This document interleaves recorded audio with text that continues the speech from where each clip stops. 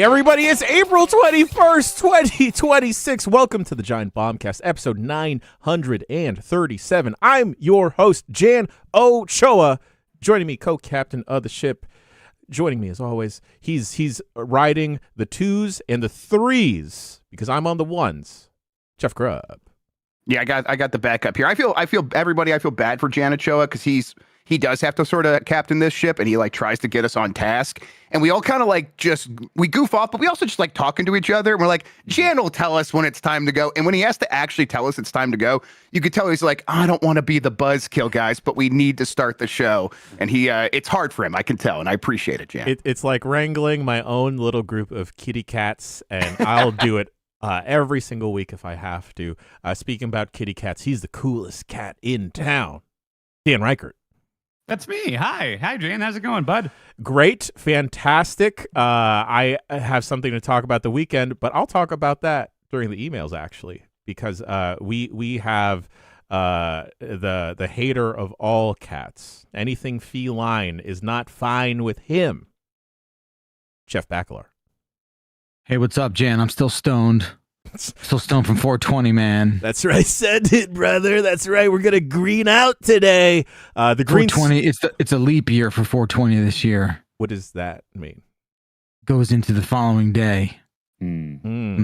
So everyone who celebrated yesterday is still stoned today. That's how it works. Every 420 years. Damn, just like Jesus predicted. Exactly. He is risen, and Jeff Bakalar is high. And he's never getting high because he's grounded, because he is the bad boy of games media. Mike Minotti! Hi, I like you. And? I like you. Holy smokes. Got weird. Yeah, it got weird. Hey, if you're listening out there and you're listening on maybe YouTube, on a Twitch, maybe a podcast provider, why don't you just give us 5 stars? Why don't you just do a thumbs up? Why don't you subscribe? I don't know. I like you too. I hear all these other podcasts talking about call to actions. I think we should have a couple more call to actions. Go like it, and then go like another video, please. I think it genuinely does help us out. It would make Chuck very happy. It would make Sean very happy. It would make Will very happy. Every time, people don't know this, but every time a video gets liked, Will's mustache curls just a little bit more. Oh, that's all the motivation I need. Yeah. Exactly. Every little like increases the millisecond that Chuck floats whenever he smells a pie. And don't you guys want to see that at home? Don't you want to know that you provided pie floats to Chuck? Likes for Mike. Likes for Mike as well. Ooh, yeah. Come on, look at me. Likes for Mike. Look at this face. Look at that guy. Mike, I just liked 2 videos just now. Oh, I like 4. I like 4. The audio listener's missing out here. Holy He's smokes. doing crazy stuff. Oh my Lanta. Mike, people just liked 10 videos each. Okay, folks, you can help support Giant Bomb not just by liking, subscribing, recommending, sharing anything face is that making we me sick do. to my stomach. I don't like it anymore. It was a lot. Yeah, he's poisoning you, Grubb. But Jeff Grubb, how else can folks support us here at Giant Bomb? Go to giantbomb.com/join, become a premium member. We're independent games media. So when you do that, you ensure the future of independent games media. So we don't need to take support from big corporations. We don't need to go out there and be like, hey, will you buy us so we can keep doing our job? We get to keep doing our job because you're there at our backs. We really appreciate everyone who has supported us. It's going to get you ad-free episodes. It's going to get you a bunch of premium shows. We really appreciate everyone who does support us. And if you can't, through monetary means, tell a friend, as Jan was saying. Also, just, show up, hang out with us, make it cool and vibrant over here. Go to the website. We see that. It means a ton. Thank you. Use the forums. Use the wiki. We have a tier maker on the website that Mike used, was it 2 weeks ago now? And then Dan, Yes. you sure used did. it as well. I did, yes. Incredibly targeted. Yes. You dirtied it. Now, we don't have to talk about what we ranked, but yeah, that's on the website. Boys, gang, how's everything going? How's everyone doing? Good. Yeah, I did the red eye situation for a play. I tried an in-and-out weekend for the first time ever, where it's like, I'm just going to try to do 48 hours in a town and come back. And it's like, overall, I think I'm positive on it. because it doesn't feel it. I just went with a backpack, to Vegas for 48 hours, and it was great. But then it's like you get back and you do the red eye thing, and it's like, oh, that does kind of fuck you up. But it was worth it. I was telling my debaucherous Vegas story to these guys before we went on the air. I was in a suite that had a free candy situation, and I ate so many Sour Patch Kids and Skittles that I threw up. And that was not tied to... You threw up? Did you really throw up? Yeah. The next morning, yeah. Because You're like a dog. Well, I kept thinking I really fucked up the whole food situation when I was in Vegas. Because Sounds like it. Yeah, I assumed on night one it would just be like they would have like real food in the press box and stuff like that. And they didn't for like a couple hours. It was just like pretzels and potato chips and Cheez-Its. And so I kept like grabbing bags of that. So I didn't eat anything all day. And I get there and I'm like, all right, gonna go nuts on some burgers and stuff. And it's like, oh, they're not out yet. I guess I'll just get a bunch of bags of chips. And then they didn't come out. And I kept drinking soda and eating chips and everything. And it wasn't like alcohol. They didn't have alcohol up there. So it was just chips and stuff was all I was eating all day. And the next day, I had a friend who had an empty spot in a suite, like a VIP suite thing that had like an unlimited concession stand for free, and including Sour Patch Kids and Skittles. And I just ate those the whole fucking day. And so my entire caloric intake for the day was Sour Patch Kids, Skittles, and beer. And then I red eye home, and I woke up at like 5 a.m. just puking. And it was not like hangover, drinky pukey. It was definitely my stomach is on fire because of how many fucking Sour Patch Kids I ate. I wonder how that happened. Dan, did you realize you may have eaten too many Sour Patch Kids during the consuming process? You know no, what I you're was doing. on cloud nine. I was on cloud nine. No, he doesn't know what he's doing. And then as I was like, the show was wrapping up, I went to go pee. A lady that works at the stadium was like, better fill your pockets. They're about to, the show's almost over. And I wasn't going to, but then she told me to. She enabled me. Yeah, I think lady you could sue her. I think you could sue her. Was her skin red? Did she have horns pointing out of her hat? Like, is this Satan tempting you? Now, very nice lady in a suit. Follow-up question about this lady's appearance. Was she maybe tiny? Did she look like she was made out of jelly or gum and covered in sour Were crystals? you hallucinating? Oh, no. You had had a human sugar adult high. woman. Oh, okay. She was an adult woman. And I wasn't going to get any more because I was like, I had too many Sour Patch Kids. And then she said that, and I was like, I'd be rude not to. So I went up there, and I just went fucking nuts and just filled all my pockets. It was literally like Homer in that Simpsons episode, like leaving just bulging shorts from fucking Sour Patch Kids and stuff. But then I didn't want to carry them all loose, so I had to get like a loose bag, and I'm carrying around like a trash bag I got from a concession stand filled with candy through Las Vegas. You're the kind of person that I'm like, Dylan, don't go up to that guy. Don't talk to that guy. That's stranger danger. Like in the bus station, you're like, oh, leave that guy with the loose bag of Skittles alone in a Ziploc. I don't know what his deal is. They're going to name a fucking disease after you, man. Yeah, diabetes. Diabetes 4. Danabetes. Danabetes. I'm doing better now. I think I got most of it out of my system. I got a lot of sleep, so I think I'm on the upswing and start being healthy again. But but Dan, your teeth. You were talking in the mic check about how you went to the dentist right before this morning. Yeah, again. How the candy factors into that somewhat, a right? Lifetime. No. I realized something today. I was there getting the bite adjusted again because my teeth keep hurting, and I looked at my layout thing of all my teeth. It's like, okay, this one has crown, this one has crown, and then they had one that just had a big like cartoon crack in it. And I pointed at it because I don't remember having work done on that. I said, "What's that?" And they were like, "Oh, you've got a tooth with a fracture in it, but the other stuff was higher priority. So we'll get to that." So apparently, I got a tooth with a big crack in it right now. So that's gonna have to be a thing. You should just eat paste. You're sending not only your dentist kids to college. I feel like you're sending people on your dentist street. You're just sending to college. I think we could do, this could be a huge sort of service we do to the public where if we just clip that out and send it to people before they go to the dentist and be like, play this for your dentist. And then whatever they're going to say to you, you could feel better. Oh, you don't floss enough? Trust me, nothing compared to this. Yeah. Because I do floss and I brush and everything. I just do a lot of other real bad stuff to it. Yeah. We got that. I think, you man, your whole I want all my teeth out and have cyber teeth or whatever you wanted. I get it now. You're fully within your right to request that kind of ridiculous thing. All on 4 procedure. Yeah. They do it in Vegas. It's like $9,000 upper, $9,000 lower. They just take out all your fucking teeth and they give you these bionic teeth. I'm thinking about it. You lose a lot of sensation when you do that, though. Good. Yeah. What sensations do I have in my teeth besides pain? I guess if your sensations are mostly painful, maybe you What want do you that. get? Like fun tickles? Like what do you get in your teeth? I don't know, I Yeah, just feel sensations. things. It's like, Yeah, this is tickles. It's pleasurable, Dan. You don't have the pleasure teeth? Wait, what are you feeling in your teeth that's fun? Oh, like, when you crunch on something nice. Oh, yeah. Right, yeah.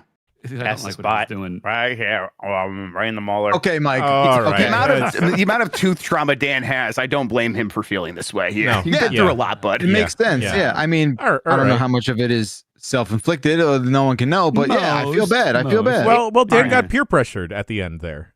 Like the We lady should, forced They him. look fine. They look Should we just be fine. putting Okay. the microphones into our mouth now to make this podcast really sing? No, No. because Mhm. like I know where this mic has been, and I know where Oh, that true. mic has been. Yeah. In my Um, molar. all right, gang. Other than teeth stuff, how's everyone else? Addie's actually having teeth pain. Like she was like her Oh, molars great. coming in. It's like, oh, this is one of those things where she's in a great deal of discomfort and some pain, and there's just nothing you could do about it. You're like, yeah, this is just going to happen. You need to just go through this. That's a rough position to be in as a parent. You're like, oh yeah, I guess here's some Tylenol. I guess we'll try that. And then I have to send her off to school. So I'm kind of waiting for the call from the teacher being like, she's been crying all day. Come pick her up. So, Oh man. yeah, teeth stuff's not fun. Oh, here's fun stuff. I got an idea. I got some marketing plans now that I learned over the weekend. Let's just in the middle of any conversation we're having, insert Snickers ads. Oh, okay. Does that work?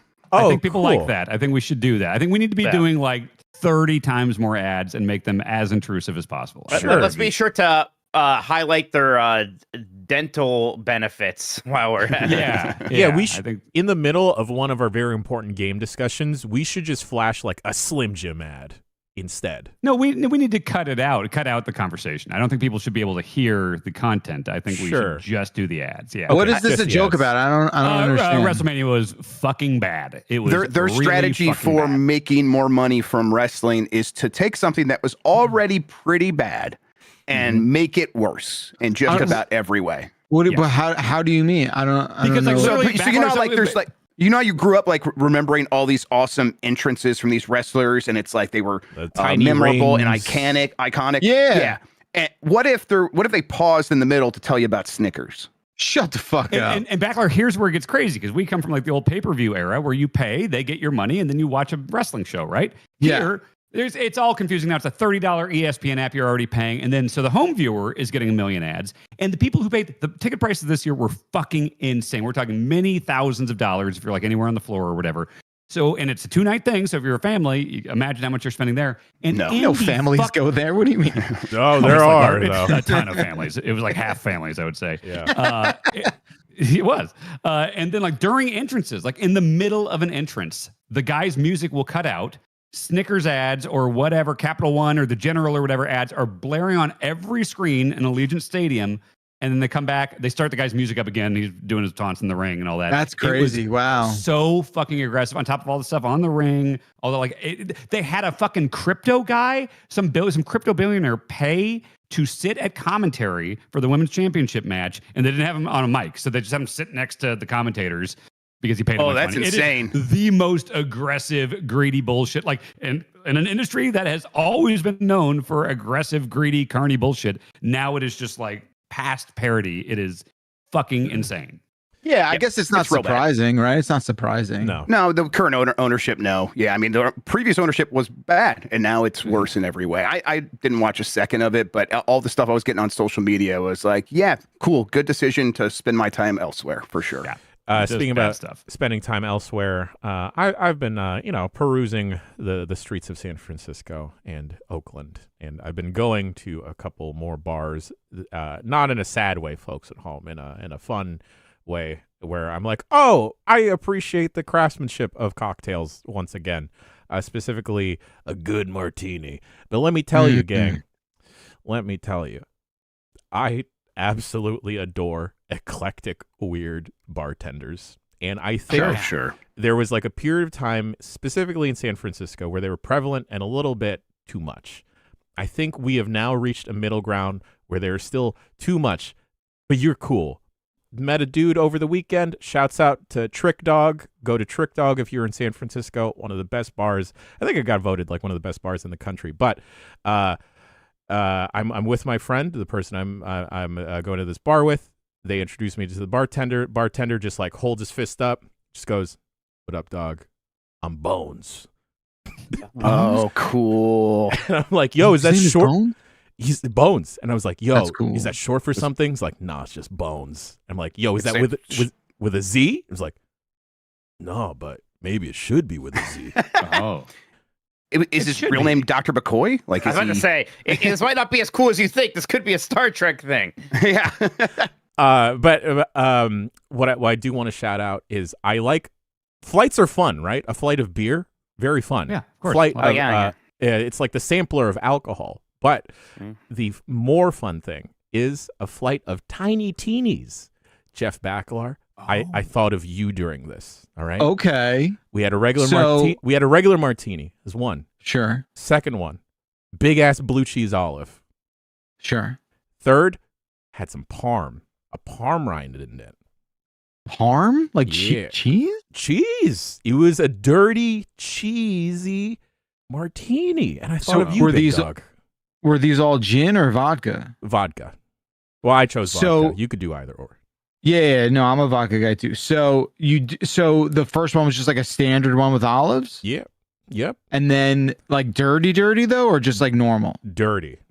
dirty. Yeah. Then one with blue cheese, which Yes. don't knock it if you've never tried it. I know on its face it sounds like, hey, what's this blue cheese doing in my cocktail? It sounds like a ranch soda. Yeah. Yeah, but it plays, and then a parm rind. Wow, no olives with the parm rind, No olives. just the parm rind. Yeah. And then I had a pickle beer, which was crazy. Yeah, I've Crazy seen that delicious. before. It was good. Yeah, Again, Yeah. don't knock it till you try it. I'm not one for pickles too much, but I had it and I greatly enjoyed it.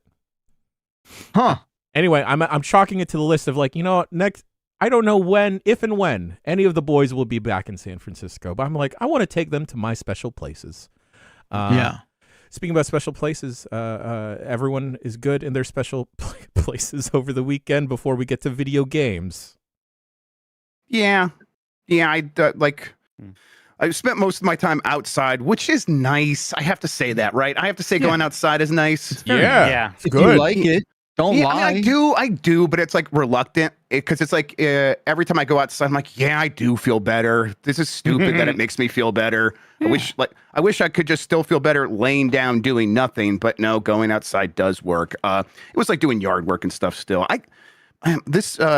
my robot lawnmower saga continue where it's like it's working now, but it's not doing a good job anymore, and I'm worried I'm gonna have to start mowing my lawn the manual way again. Does Well, it, was does it it need ever good? maintenance? Does it Yeah. need maintenance? Is So that what I it is? replace. I'm like, okay, I need to replace these blades, and I did. Yeah. It comes with little razor blades you put in there. I replaced them, and it's.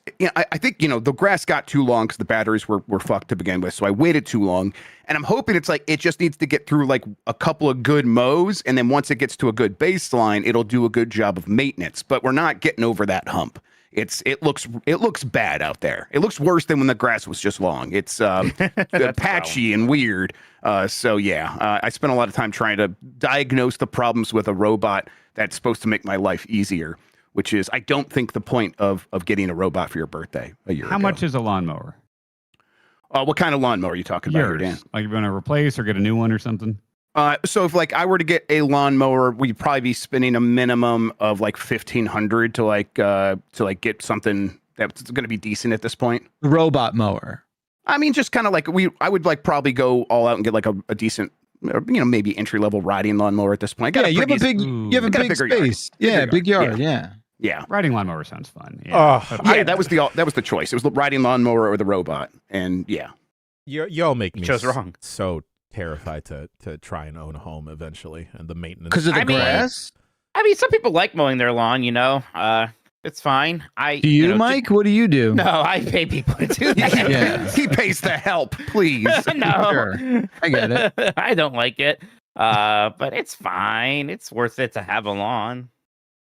All right. Yeah, I feel like I would prefer, I don't know what's more environmentally friendly. I'm sure it's not watering a lawn for 6 months out of the year, 8 months No. out of the year. That seems bad. Yeah. I would do like, I don't know, is turf a thing that you could do? You can I don't know. do it. Yeah. Almost no way that the HOA would be cool with that, huh? I don't have an HOA. I am. I do, and it's pretty chill, but I don't think they're going to let me put in fake grass. Look, I don't. I do like having the lawn. We don't have to. We don't have to water it because there's a lake right over there, and it just happens. No one's got sprinklers here. Yeah. My neighborhood. No. Yeah. Yeah. There's no. I've never seen anybody like. I don't have to water my lawn. And That's not. pretty much really throughout all of interesting. Ohio, sprinklers are really rare. Really? But especially up here where it's like I am. Like I said, like 500 feet from the lake or whatever. And it really does just, my super green grass all the time. We do a little bit of extra to it, but that's not too much of an effort. So it's like, hey, I could have a nice yard if I wanted to without having to worry about all the, like wasting too much water. But that springtime getting over the hump, it's like, oh, I do have to put quite a bit of energy into this to get it into a decent shape in the beginning. It's rough. Every year, the sprinkler guy got to do the song and the dance with the sprinkler guy who wants to put new sprinklers in. Oh, yeah. And I'm just like, what's wrong with the ones that are in there? And he's like, oh, they'll break, they'll bust. And you got to clear out. I'm just like, buddy, I don't want new sprinklers just yet until there's just like a pool of mud in my front lawn. Yeah. He's like, all right, I'll put a pool of mud in your fucking front lawn. All of Would this. I know if I have sprinklers? Yeah. So yeah, I feel like it's it's a nice thing to do to like keep it nice. I mean, but I think I might have sprinklers, but I'm not sure. Like there are like. Have you ever like seen holes- water being shot out from sprinklers No, in your no. yard? If I do have them, they've definitely never been on since I've lived here. But there are Okay. like things in the lawn that look like, what's that weird hole for? Yeah, I Maybe don't it's really for a want to do sprinkler that's this. supposed to come. Okay. I don't really want to do this. We don't All have right, to. well- All right. We got a backlord veto. All right. Move on. All right, moving on. I was gonna say taking care of a lawn sounds like a scam, and that's appropriate because during UPF, most of us were able to play Scam Lines. I just want to talk about it briefly. Very fun game. There was about 7 of us there. Most of the crew, Backlar was out on assignment, so we pulled in Bailey Myers to join us, and we had a great time. And I'm glad that our friendship and bonds are strong enough to sustain all of the lying that happened. The only type of bad about it. a little bit. I didn't lie once at all. It was kind of like You're obscene lying now. how much Will was trying to manipulate everyone and turn everyone against us. Wow. And then Continues. same thing with Sean. Sweet Sean was pulling the strings, the puppet master the whole time. Grubb, this is one of those games where you can only talk to people via the phone, and you can only talk to one person at a time during these mini games. So the games will range from like trying social deduction and lying to each other. For instance, like you will have a shape and you're supposed to help or maybe lie to the other person on the line to figure out what shape you both have. Yep. There's a lot of prisoner's dilemma stuff in there. There's just a lot of game theory, and it's all about working with or working against the other people and sort of trying to gauge how willing they are to work with you or if they are lying. And it's really smart because it's very quick games. It goes very fast. The point system is not like out of whack where if you win one game, you're going to be super behind. You have a chance of catching up. So everyone like felt like they were in it. And it really did encourage everyone to like play along. I watched that documentary that Folding Ideas did about the Beast games, which is his Mr. Beast's take on Squid Games. And their game design for that game show is pretty bad, where like they didn't give people incentives to like lie in a lot of them. And this does not have that problem. Everyone was eventually incentivized to sort of be in a position. I'm like, we were playing the Prisoner's Dilemma one, which is, hey, if we press the green button, we're both going to get 3 points. If we both press the red button, we're going to get 1 point. But if I press the green button and you press the red button, I'm going to get 0 points and you're going to get 5 points. And I was starting out like, let's just always press the green button, guys. That's do what's best for yourself, then the other person. That's beautiful mind, game theory stuff. That's the best thing. Very quickly, you could see the scores of the people who were lying, mostly Bailey, just shooting ahead of everyone else. And I'm like, okay, we have to lie. And so Mike calls me up and he's like, hey, I'm going to press the green button. I'm like, oh, buddy, I'm sorry. But yeah, me too. And I pressed the red button and I got my first 5 points. was like, well, that felt nice. Well, no, it's so funny you mentioned that, Grubb, because like in the first game we were playing, you were very adamant about, I'm not lying, I'm just letting you all lie to yourselves, and that quickly changed from game two onwards. Yeah, there's multiple strategies, right? There was one where it's like, I'm a bad liar in this game. People are telling, so I'm going to tell the truth, but I can gather information about when other people are lying and sow division among other people. So I'm like, tell me who told you that. Oh, they're lying to you. And I always told the truth on that, and it would cause people to go back and have these conversations and break their agreements that they had, and that also benefited me. And it's like, oh, this is a really cool way of getting people together in a different kind of multiplayer game. And I thought it just kind of boiled down to its most component parts and worked surprisingly well. I think we all had a good time, despite the fact that we were lying and screwing each other over for an hour and a half or whatever we did. I struggle because it'd be like Jan or Mike or whatever on the other line, and they'd be just so earnestly sounding, just like, hey, okay, like, are we really we're gonna be buds here, right? And I'm like, yeah. And like, as much as I like to troll and stuff like that, it's just like, man, I can't just lie to his face like that and screw him over. Like that hurt. Yeah. But like some of it was fun, like the ones that would mask your voice. Yeah. So it's like you're trying to figure out through like, because I've never thought actively about like anyone's speech patterns or things like that. But like somebody would start talking and be like, wait, that sounds like kind of how Bailey talks. Or wait, no, I think Jan does that like when he says hi to me or something like that. That was interesting. I thought. I was screwed on that one. That one did not help me at all. Everyone immediately knew it was me. I don't know because my speech pattern is so recognizable or the audio masking just was not enough for this distinctive voice. But everyone's immediately just like, Mike? I'm like, shit. Oh. Yeah, I said hello, and so I still don't know who it was. I said hello, and they're like, wait, that's Grubb just from hello? I could tell it's Grubb. Wow. And so I started like talking in a high-pitched voice, trying to hide it, and everyone thought I was Mike.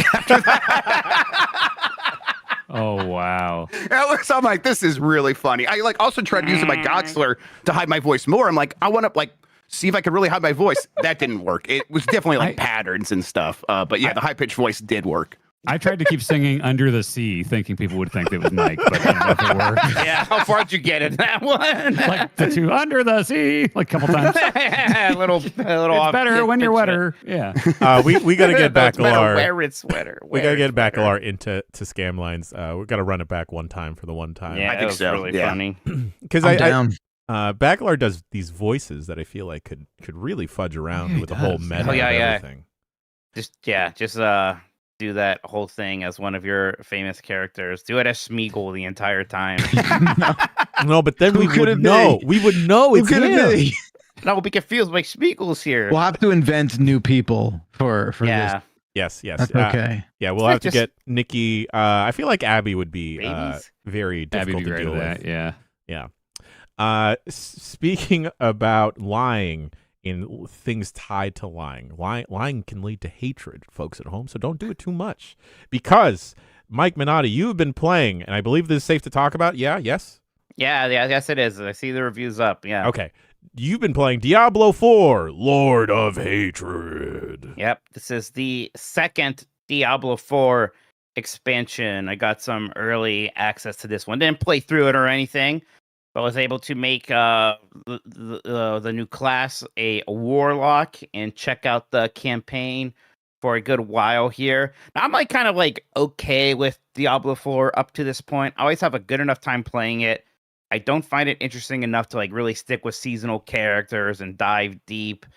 The combat kind of like devolves to me into just like, I don't, that Moon Knight go random bullshit thing. I feel like I'm kind of mashing buttons and a million things are happening. I know there's more nuance to that, especially at higher difficulties, but it at least playing through the campaigns isn't as engaging as playing a Diablo 2 campaign or something like that. But in this one, I was having a pretty good time so far. The Warlock is a really cool class. I was a little skeptical, like, okay, another kind of caster, magician thing. How does this feel different?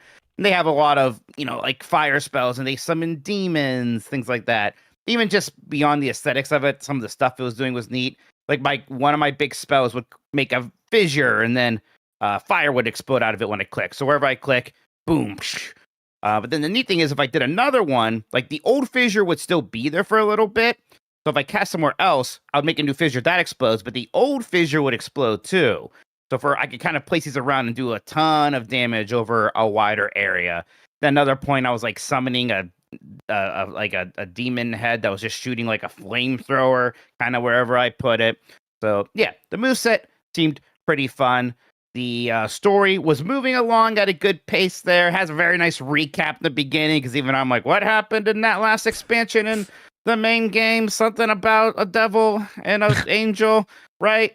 So it caught me up good there. You immediately go on a boat to a new city. The boat sequence was kind of fun. And then the city itself seems like really big, much bigger than a Diablo city has felt. And it also has a good vibe. Sometimes everything in Diablo is kind of just like, it's shitty. In this place, it's like, right. In this place, it's like, oh, it's like this kind of port town. And like, there's obviously a corrupt undercurrent, but it's pretty to look at for a bit. And the uneasiness comes in other ways than just showing piles of wooden boxes and sand everywhere or something, So aesthetically, it looked nice. But yeah, I was having a good time with it. I bet I'll enjoy playing through that campaign. Again, I don't know if this is like peak Diablo or anything like that for me. But I was into it. Mike, Or- do you ever? I want an animated short of Mike doing the voices for like Deckard Cain explaining the world of Diablo. It's shitty. I love that, Mike. Oh, just want to bottle that up and sell it at Nordstrom, Yeah, We should put that on a bumper sticker, actually, just Mike's face, It's and then shitty. just going, Tristram. it's shitty. Yeah. City. It's pretty rough. It's pretty rough here. Then it's shitty. Then you'll die probably. Hey, that could apply to our real life place of residence right now. Mike, do you ever play these Diablo games like multiplayer, or is this purely a solo dolo experience for you? I all of my memorable experiences with the games have been me solo doloing. Right, like even like I'll do some multiplayer stuff, like do dungeons with my brothers. Honestly, I feel like most of that happened when Diablo 3 was a console game and it was suddenly a really good couch co-op experience. It just kind of felt like like a modern one of those Gauntlet games. That was the most fun it's ever been co-op. Otherwise, I don't know. I get into that stuff a little bit, but again, a lot of that is sort of more almost end gamey. It's just kind of a difference of how the game feels. Because like Diablo 2, Diablo 1, the game was playing the campaign. That was the game. There's obviously a lot of post-game stuff too, for sure. But to me, that felt like the experience. And in the kind of Diablo 3, Diablo 4 world, the campaign is almost like I don't want to say tutorial, but almost feels like a prelude to the quote-unquote real game, which is the seasonal content and like getting all these cosmetics and going up to torment level 15 to get your super delves or whatever all that stuff is called, right? So that they can become live service games, right? And that is the model here. And that is going to be the model, then doing these big expansions like this. I mean, that is a nice thing to do. I'm glad we still get these big content drops and it's not just stuff slowly getting doled out in less interesting ways. We do get huge story beats here. That guy with the voice from I don't know what he's right. He was Sid in Final Fantasy 16. He's a major character in this one again. So I liked having him back because he was kind of out doing his own thing during the last expansion. So him being back was nice. But yeah, Ralph Innocent. Oh, I love that Innocent? dude. That dude's so Yeah, it's got a good voice. Yeah, he's got a good voice. He was good in the Green Knight as well. He's the Green Knight. Yes. Wow, Mikey with a movie. Okay, cool. That movie had semen in it. Well, going from the depths of Shove it hell. up your ass. Okay, Jeez, Michael. all right. Michael. Jesus, Mike. Stop cussing. Michael. I didn't hear what you said, Mike, but fuck you. Grubb, don't worry about it. Yeah, we'll Okay. cut it out. We'll cut it out. I got to go pick up a child who's not You feeling well. predicted this. Oh, You I'll be right back. predicted this. Yep. What else do you know, you wizard? Peek into your crystal ball for us. Yep. Bye, guys. I'll be right back. Bye. Okay, You bye. knew this was coming. He's not it going to happens. leave. He's just No, that's good. That's good. It'll keep Okay. the layout. well. He'll be back someday. Someday, I one would day. hope. Let's see how. Let's time him. Go. Well, this is perfect Did we because bet on it? Oh, no, You've been no. in Las Vegas too long, sir. Yeah, 48 hours is too long. I agree. This is perfect because I think Jeff Grubb is still early in a game that I think we're all very far to, if not completed, if Oh not shit! I on, wanted to hear what you thought about. in progress. Are you talking to about being completed. PMags? That's right. Pragmata, PMags, as it is known in the streets. Boys, gang, I think this would be a 10 out of 10 or a 5 out of 5 game if it had one more thing in it. A motorcycle. No. Well, no. I've since completed the game. I absolutely adore it. I like where the story winds up going and everything. A little cheesy, it feels like it's like a popcorn like blockbuster style game, but it doesn't overstay its welcome. Totally. The thing that I need this to do, because in the quick look, Mike, you alluded to, oh yeah, by the time I finished this game, I had like 8 dashes or boosts that I was just zipping all over the place. And the way that the game futzes around with gravity, because you're in space, those dashes go a very long way. It's very fun how they mess with that and the verticality. It would be 5 out of 5 for me if they had given Hugh a ground pound ability. Ooh. If they gave him a butt stomp with his boosters, it would be perfect. Primarily because I think it would lend itself very well to the overall mobility of the game. Yeah, but what about what's-her-face? Deanna, that would like screw up her positioning, no? She's a little robot. No. Yoshi butt stomps in Yoshi's Island and Mario's riding on him and he's fine. Yeah, that is a and great he's got point. enough hardware on the back there where I'm sure it could like modify itself to... Right, she doesn't have real knees, so she'll be fine. Right. Yeah. That's the best part of this game is that she's not a person. There's no escort stuff whatsoever. You never have to worry about her dying. Like, yeah, that is great. Yeah, and the fact that like you don't have to really care about her well-being, at least Hugh seems to. I mean, I'm not. I've only finished that big boss in Times Square. That's as far as I'm in. But like, it's just she's just it just doesn't matter. It's just her. The internet. Disagree, bro. I mean, look, protected at all costs. Yes, I would. If faced with the same dilemma, I would also protect her. I think she's very funny and likable. I think that's everything about her is pretty cool. But again, it's sort of just like at the end of the day, if it's you or me. I guess. Throw her as a grenade if you could. Another one of you. What if it was you? What if it was you or a random actual child? Oh, me. All right. Well, you want to do this moral dilemma? Yeah, I don't want to answer that. That's where you want to go. I don't want to do these thought experiments with you right now. No offense to a regular decular child, but like, they won't be able to hack into a robot. Yeah. They'll be of no use to you, is what you're saying.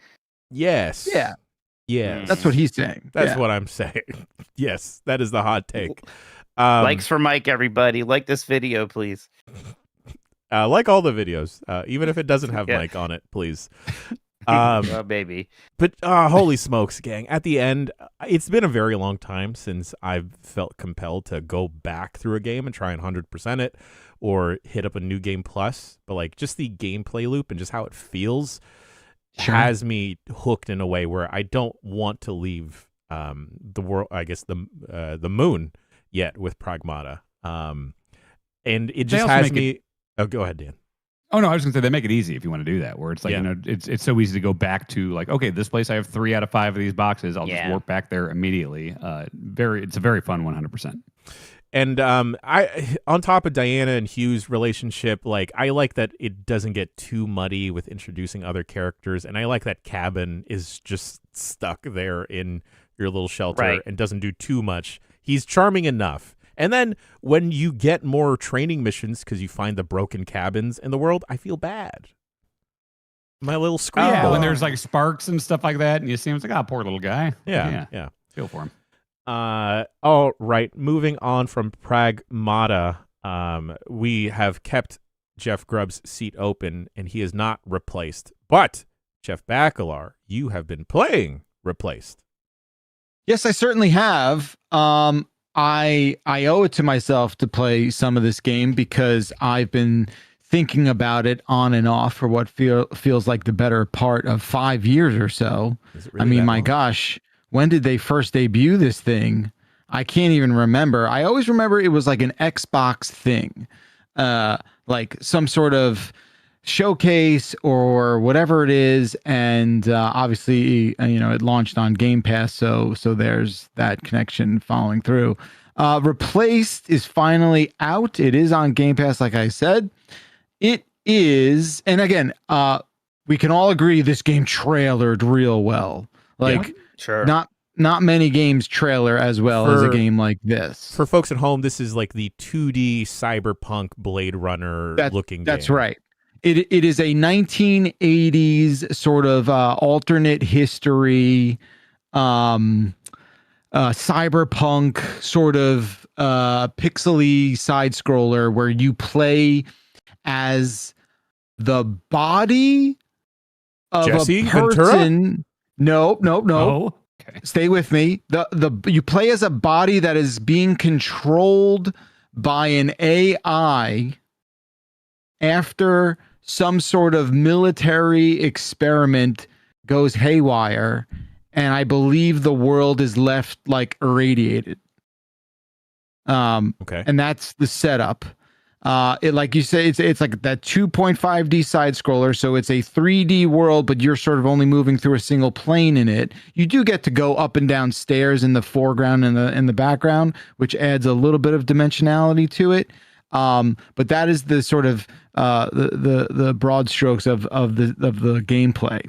I'll say this before we get into like what I actually think about it. This is one of the most visually strikingly impressive games I've seen in many, many years. It nothing looks like this. A lot of games try to do a sort of visual storytelling kind of thing, a visual style that chips away at this, but this is the most realized and well executed hybrid of that pixely with tilt shifty with like real world assets as well, or real photorealistic assets as well. Incredible stuff. Nothing looks like this. Again, art direction is superb. The character designs are super compelling. It is truly like unlike anything I've really ever seen. There is combat. It is basically like Arkham style, right? Where you are dodging some attacks, countering others. There is not a combo counter, but you do gain the ability. You find a weapon, and that becomes like it's a gun, but you use it as a baton until you unlock the ability to like use your melee attacks to earn the right to shoot one bullet. Oh. Right. So like your combos don't get counted, but they are used to sort of fill up this gun icon. And once you max out that, your character can shoot, and it's a pretty devastating blast when you earn the right to shoot. So that's, I think the combat is well executed enough. I find that enjoyable. What I'm struggling to really stay jacked in on is the kind of expositional, draggy storytelling that this game is doing. And I wish the storytelling delivery matched the chops, the visual chops that the game is sort of has. It in my opinion wastes its time very slowly dragging through unskippable dialogue. And you have to read a lot, and that's okay, but there's no way to advance it. And the game seems like it wants you to really make a meal out of every dialogue interaction that's going on.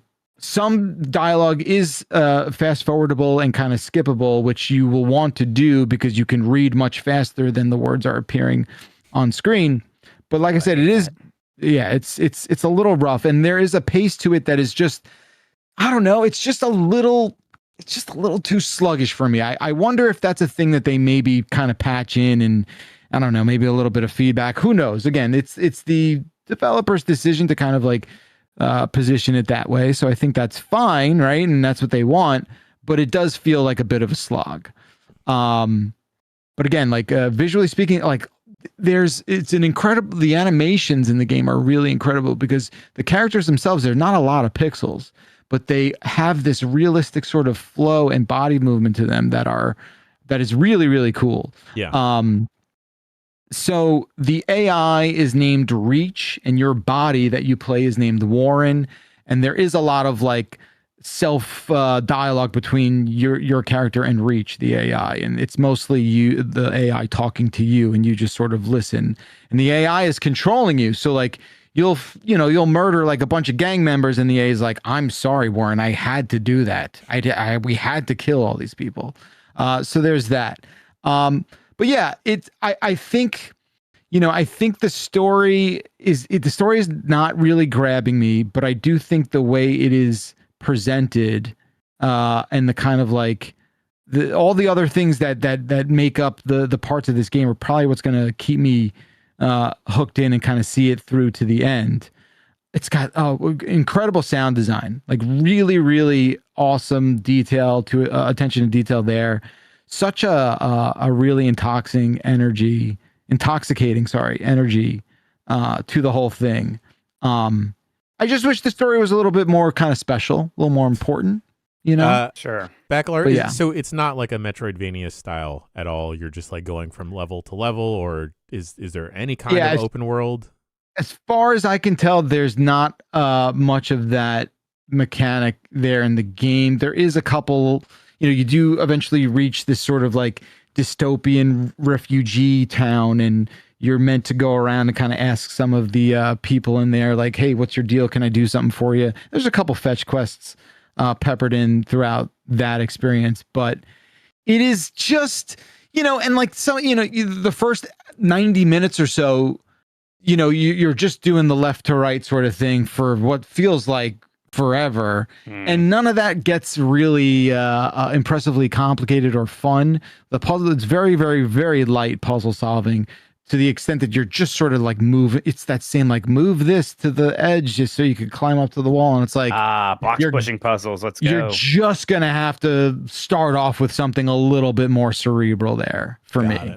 Got it.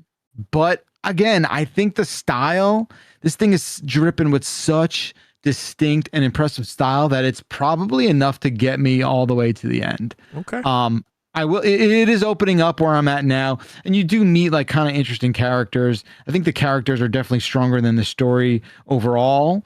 This one dude, Tempest, who's sort of this like 80s, hair metal dude who drives a sort of like Mad Max creation that rides on rails, and you have to do some missions with this guy. I think all the points were just sort of dumped into the style of this game, and maybe some were not pumped into the kind of moment to moment run around. So we'll see how it goes. I do feel like I'm going to finish this. I've heard it's not incredibly long, so that's definitely a plus at this point for me. But yeah, that's replaced. A little bit of a disappointment, I think, so far for me. But again, it's honestly worth the price of admission just to see what this freaking thing looks like, because it is tremendous. Speaking about tremendous, this tremendous father right here already back on the podcast. Jesus fast. H. Christ. Yeah, school's not far. She's back. She's chilling. Grubb, we talked about Pragmata very briefly. You did a launch look last Friday. Anything you want to share about Pragmata, or if you dug deeper into it? Yeah, I played what I've played on the launch look. I had to play some other games, but what I played there was excellent. It is just a well-crafted game. They knew what they were going for. They deliver on it. It's got a ton of style. I do love the characters, their banter, their conversation, their relationship, very authentic. Feels very real. And then it's not just feels real. It's like, it's also interesting. I think that the rewards that they give you, sort of the loop of, hey, go to this next checkpoint, and then once you get to that checkpoint, you can return to the hub, and we're going to give you a chance to upgrade and get some cool goodies, and those goodies also have their own related upgrades associated with them, or currency. It's just, it's a video game-ass video game that has all of the extras stapled on top of it in terms of style, character storytelling, music, just general vibes, that elevates it above just being a video game-ass video game. Not that would be some shame. Just another Capcom win. I am really infatuated with what I've played so far. It makes me nervous for Onimusha, because then it would just be like one of the best years for Capcom, right? They got to kill it. It's going to be great for my fantasy critic. Yep. Yeah, they said a month or anything with the... No, just this year, so probably later. Okay. Probably later this year. Well, let's keep things in the Capcom world, because Mike Minotti, you have been playing Resident Evil 2. Is this the remake you've been playing? No, sir. This is the PlayStation 1 original. Wow. Been in the big Resident Evil mood lately, obviously, since Requiem came out. And I know I played Resident Evil 0. What's so funny, Jan? I just see Kayla just booing in the chat. Sorry. Oh my gosh, it's incredible. But yeah, it's there's a few of them I haven't played yet, and one of them is the original 2. I played the remake a couple years ago and loved it. 2 is supposed to be an all-timer game. Just something at the time I didn't even consider playing because I was a coward. These games, there's that. The games always just seemed intimidating. I always assumed that they were like the hardest games ever for some reason as well, right? So it's fun to go in there, finally dig into it. Started with Claire, did the Claire playthrough, then the Leon playthrough. And boy, it's just still awesome. It's still so freaking cool.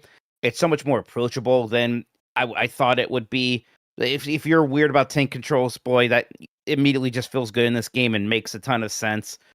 The RPD, the pre-rendered backgrounds, that stuff still looks awesome. And it is the A/B stuff is cool, and it's a bit more intricate here than even was in the remake in terms of, okay, you're gonna do stuff in the A playthrough with Claire, and then Leon's gonna have a different experiences or kind of see the repercussions of the things Claire did.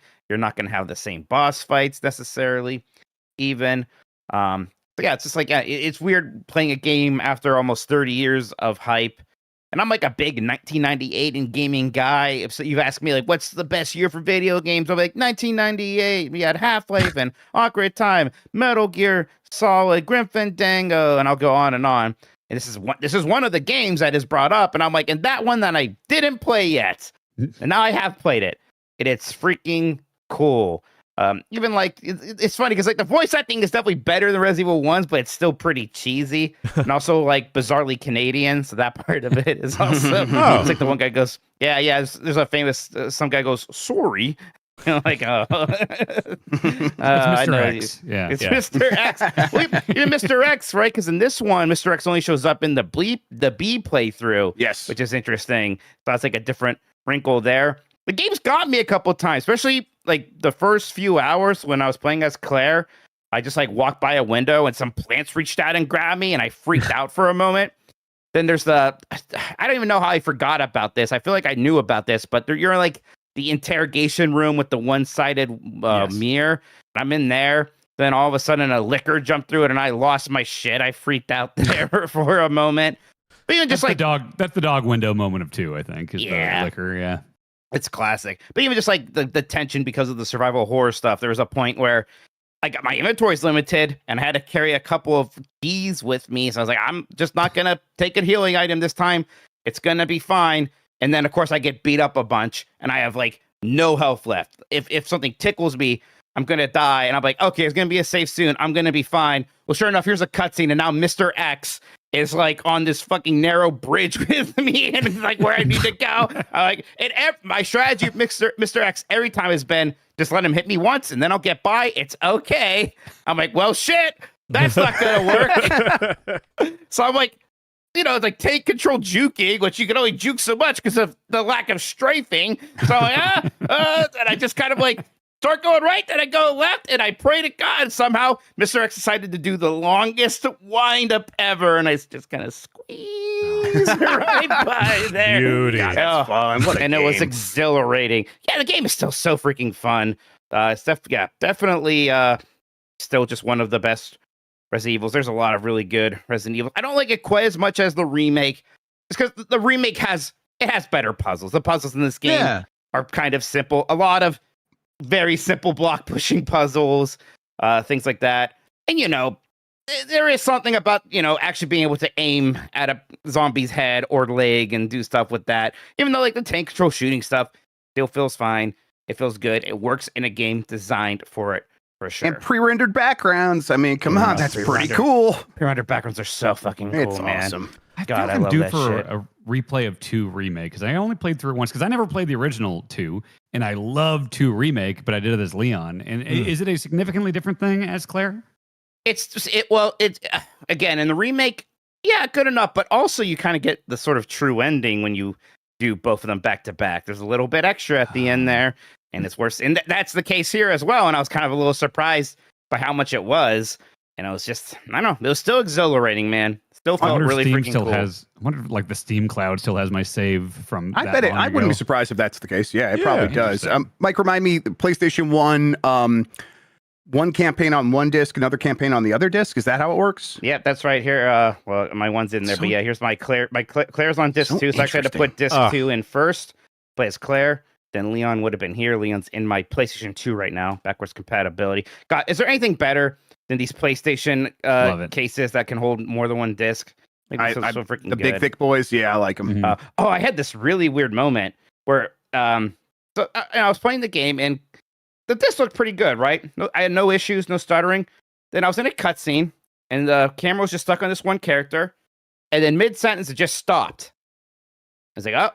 Well, that's not good. And like the music's still playing, but she just wasn't going to her next line. She's just kind of standing there.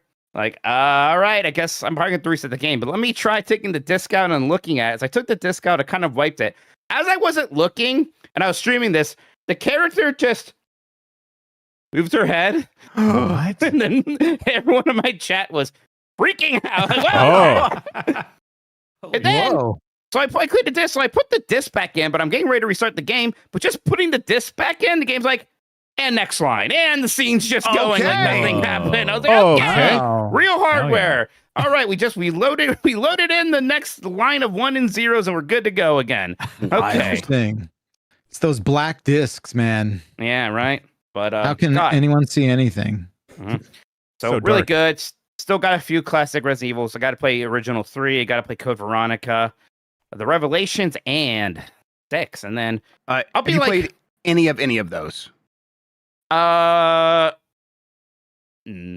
I don't think I've. I think Code Veronica is interesting. Like it's not going to hold up, but at the time, I remember really enjoying it on the Dreamcast. Yeah, to me, that's one of those Dreamcast games that people like loved and heaped praise on. That people kind of don't like anymore. It's a talk about. It's an Echo Defender of the Future. Like I bet you're going to like it. Because with all the context and with all the with the realization of where that series goes, it's going to just be a fun little like, oh, we got another one of these. Cool. Now, would you do the Dreamcast version, or they made that PS2 one not long after? I have the Dreamcast version because my brother had that game. I still have his copy, so I kind of just want to play that. And for Resident Evil 3, the original, I have the GameCube version of that, so I'll probably play it on there. Oh, see weird. what that's Okay. like. Yeah.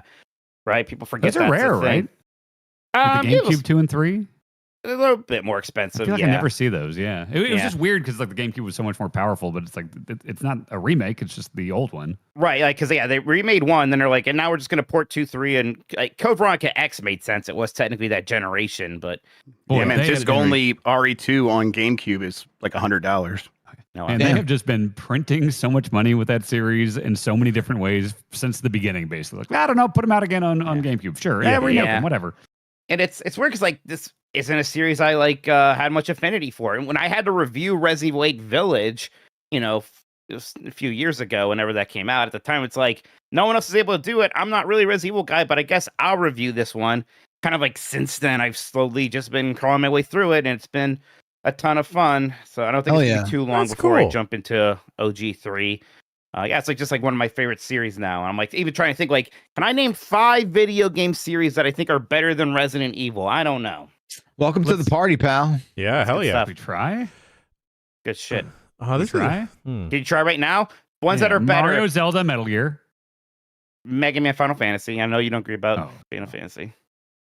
Might be better than Metal Gear. It might be better than Metal Gear. I think it's better. It's more. It's more consistent. No, Metal Gear. I think so. Every fucking core Metal Gear game is an incredible game. Metal Gear never had its 6 or even 5 one. Like every numbered Metal Gear Solid is incredible. That's true. That's true. Good point. But yeah, it's close. Yeah. It's close between Metal Gear and Resident Evil. But there's more Resident Evils. There's a lot more of them, which is nice. It's true. It's nice to have more of them.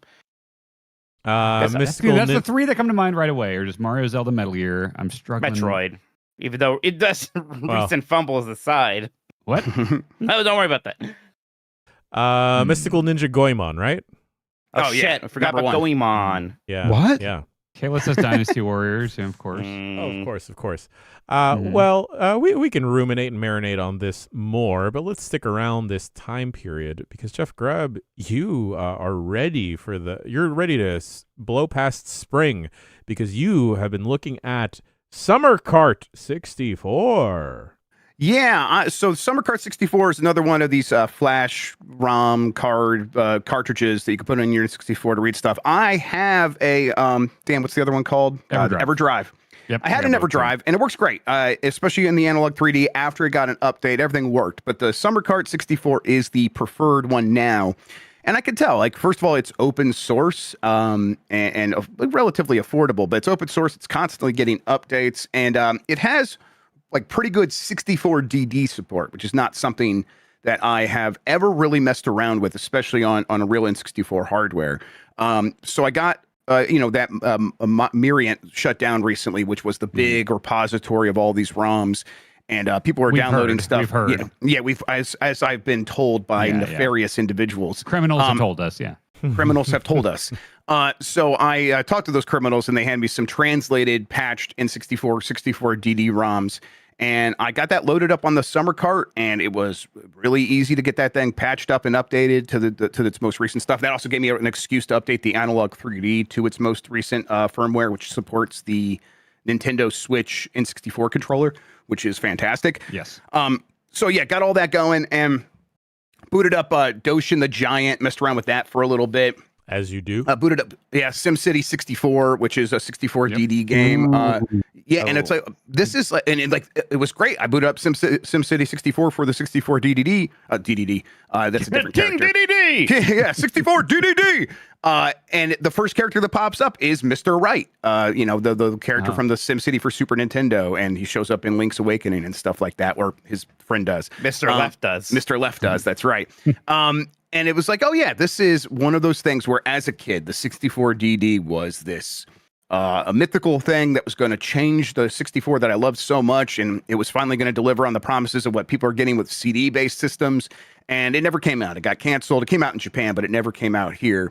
And I've never, after all these years, after like looking forward to it for so long, never really messed around with it, and getting to see it's like, yeah, these are pretty much just still Nintendo 64 games. Like, there's some stuff happening here, but none of the promise was really delivered on because the thing just didn't take off. It didn't have any support whatsoever. So there's like 7 games, and yet it's like, oh yeah, you could see the glimpses of the future of these games eventually coming out on GameCube, like Animal Crossing or whatever, and getting a completely different take on it.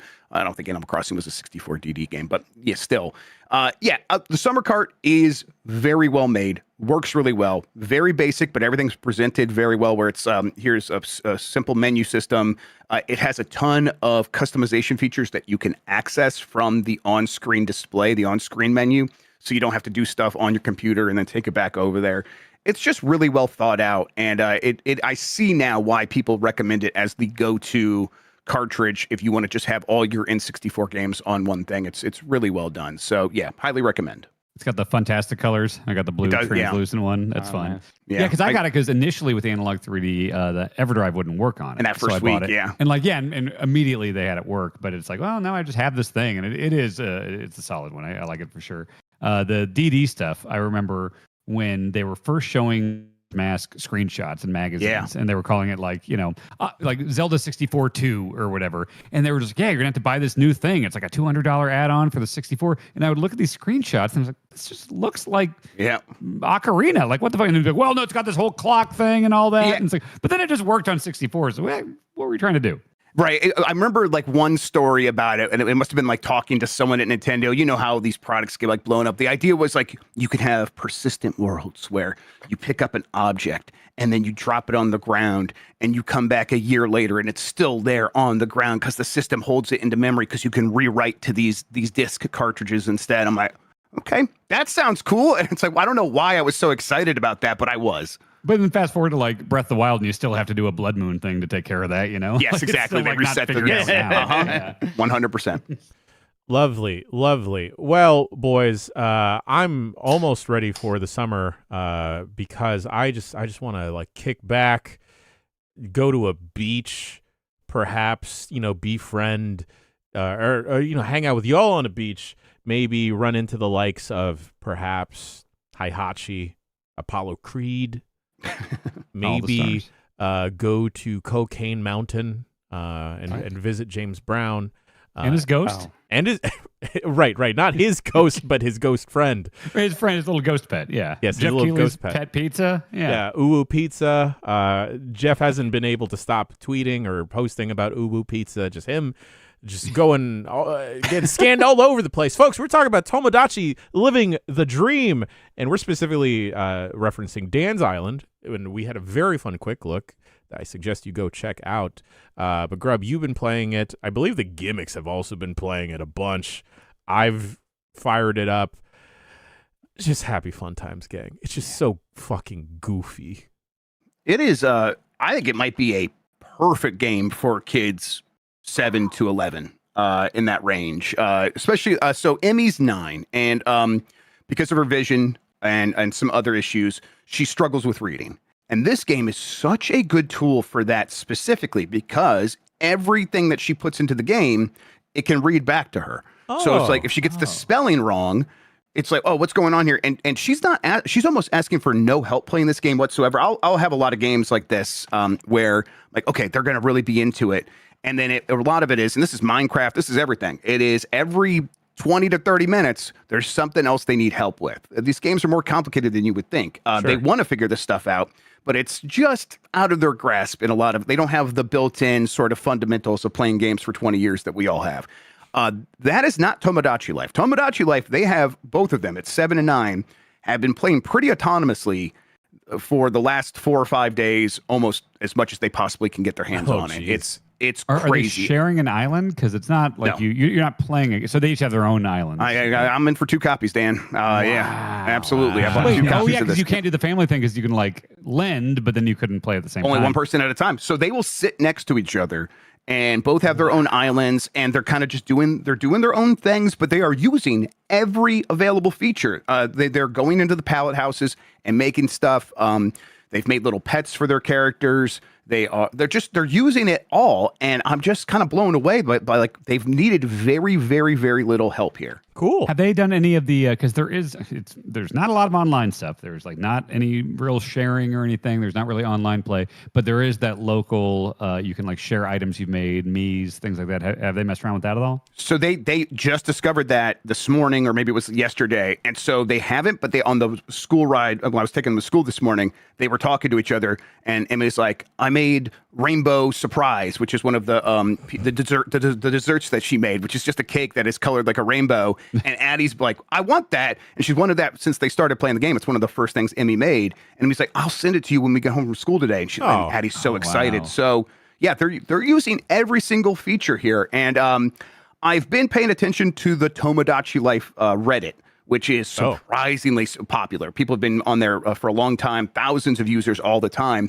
And there is a little bit of a disappointment of some of the features that are missing, some of the musical aspect. There's some other stuff like quirky questions. There's things missing that were in Tomodachi Life for the 3DS that aren't here. Which you can see those features on Marry Me Tomodachi, a premium show we're making with Abby Russell. We've seen a lot of quirky questions and stuff on that show. Exactly. We've seen a lot of that stuff. It's like, oh, yeah. So, I mean, is this one of those times where Nintendo's kind of like phoning it in? And I don't think that's what's happening here. I do get the hunch that they have a lot of this stuff lying in wait and they're going to update it, but that's no excuse. What is here is a really solid game. I think the worlds feel very alive. The Mii's are they have a lot more internal lives of their own where they are just deciding to do stuff and you don't have to force everything, and they can mingle out in public where that's not really a ton. There's not really a ton of that in Tomodachi Life for the 3DS. Right. And I think that aspect of it has just made them be like, yeah, this is exactly how I want to play a game. And Tomodachi Life Living the Dream facilitates that at every turn. So I've barely been able to play it myself because they are nonstop on it. I was really impressed by like the island builder part because like I kind of assumed it was going to have more requirements in terms of like currency and stuff like that. Like you do need to buy like, okay, I unlocked the bench. Now I have to use this money to get a bench. But like you don't have to buy a lot of stuff. And you're also constantly getting money in that game. So at any point, you can just go into that island builder and completely reshape. It's so easy to just like, I'm moving this house over here. And that's one thing now that it's out is like when I was playing it for review, which you can read my review on the website. I would make tweaks and stuff like that where it's like, all right, I'm going to make this this stretch of beach that Apollo Creed can live on, or I'm going to move this over here. This will be the shop district over here. But then I've started seeing more images online of people like have completely completely changed the initial layout of just like this big central island. Yeah. With like kind of beach roads and stuff like that and whole sections of town. And it's like, oh shit, okay, I guess you really can kind of go nuts with that. I want to explore that more. It's also really intelligent about it, where when you are building these new houses, as you build new Miis and they move in, or like let's say they move in together, and you got to build a bigger house so that they have space to live together. So it's like, okay, I got to have this bigger house over here taking up more space. It's kind of made my road system a little bit weird. The Mii will just be like, hey, do you want to like build the roads in a way that just looks right and doesn't look bad, and you just pay like a nominal fee in the game, and we'll just have it done? And it's like, yeah, you click one button. And suddenly it builds a nice gridded road system that just looks natural. Nice. And it's, oh, wow, the kids didn't have to like figure that out. The game is ready to meet them where they're at and kind of keep things looking professional and right. It's, oh, yeah, I'm just impressed. It shows you a preview. It's like, hey, I was thinking, here's kind of what I was picturing. And it's like, there's the road system. It's like, you just hit this button for $40 and you're good. Yeah, that's awesome. Yeah, it's fantastic. So yeah, just very happy with it. And again, it's exactly how they want to be playing games. Yeah, I've recreated. I had to rewatch Marry Me Tomodachi episode 0. I think that was a creation episode to kind of replicate how Abby lovingly crafted all of our Miis, because I'd like to just post the different social tableaus that happen on socials. If y'all have any suggestions for other Miis you want on the island, Osama bin Laden. If you guys have any other suggestions for Miis you want on the island, why is that the first one? That's so... I tell you what, I haven't been able to play yet. My island, you know the scene from the beginning of Naked Gun where Frank is undercover and he beats up all of the evil leaders of the world. I just want to make that scene, but maybe with MacGruber instead of Frank Drebin. Okay, so, yeah, that's my dream. Okay. Actually, everyone gets a Mii. Dan, who would you like to join GB Island?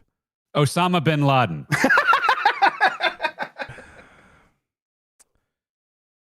It's Chance regretting this bit. Starting the episode over. Here we go. Woo!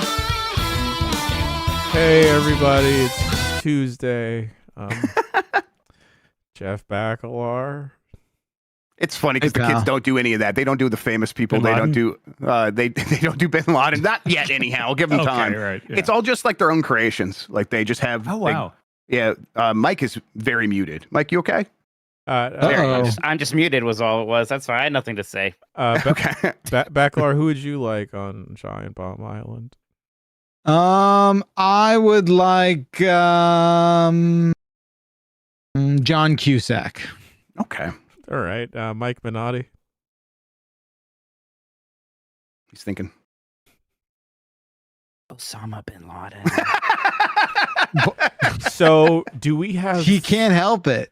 Do we have 3 different... No, I went 7 of 9 from Star Trek Voyager. I changed my mind. There you go. 3 people all chose Osama bin Laden. And I chose High Fidelity's own John Cusack. A terrorist in his own right, for sure. Right. Yeah. Wait, there's nothing problematic with John Cusack. You didn't hear about Cusack? Oh, fuck. Oh, boy. What did he do? Did you hear what he was? He's not making any movies anymore. There's a reason. Yeah. I love his sister too, Joan Cusack. Well. Can I make me look like the Twin Towers? All right, we're gonna go take a quick bricky break, maybe a longer one, and just examine things that we've said today. Jeff may not be back. Go pick up your child. Go for round 2. Bring her back to school. Yeah, bring her back. Have them call you. We're gonna go take a bricky break, and maybe we'll be back with the news after this. Before we get to the news, I also just wanted to bring one more thing, a little show and tell. I bought these headphones. I don't know if I like them. They're the Koss Porta Pros. I got some cool pads on them. Are they wireless? Yes, these are wireless. I didn't know they made wireless Porta Pros. I'll tell you what, Porta Pros were the first. It was $50 when I first got them, and it was the first time I realized audio could be like really good, to the point where I was hearing things in like Pink Floyd songs that I'm like, I've never heard this instrument in this song before. I'm like, I should be investing in better headphones. If folks at home can like help illuminate me on what particularly makes a good headphone, I would like to know, because I'm still on the fence on whether or not I like these. Swaggy. The Look wired cool. ones are like Grubb said, they're very highly regarded. Yeah, And- especially and- at the price point. Exactly. Yeah. Anyways, let's get to the news. This is Jeff Grubb with the news. Jeff Grubb.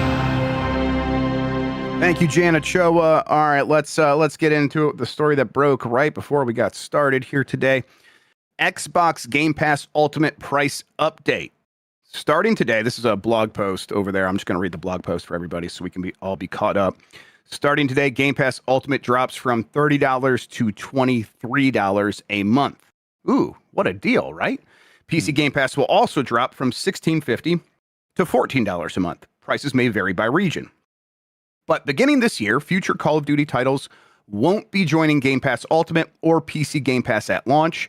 New Call of Duty games will be added to Game Pass Ultimate and PC Game Pass during the following holiday season about a year later, while existing Call of Duty titles already in the library will continue to be available. Xbox Game Pass Ultimate subscribers will continue to have access to hundreds of games on Xbox console and PC, including current Call of Duty titles, in-game benefits, blah, blah, blah, all the other stuff. So it's just they're taking Call of Duty out and they're charging less. I think that this is going to be effective in this moment because that last Call of Duty, I'm checking for what scientists call it, sucked shit. Yeah. And that is going to make it kind of a pretty easy decision in this moment for people to be like, okay, this doesn't matter. And I think a lot of people who do show up for Game Pass, Call of Duty either doesn't matter or they're already getting Game Pass, so they have online play on Xbox, and then they were going to buy Call of Duty anyway. So I see why this all makes sense for Microsoft from a positioning Game Pass as best they can. But this does sort of break the contract, right? Of you're going to get all of Xbox's first-party games in Game Pass Ultimate, no matter what. And now there is an exception. So it's like, okay, what is this thing really? I guess how much does that matter?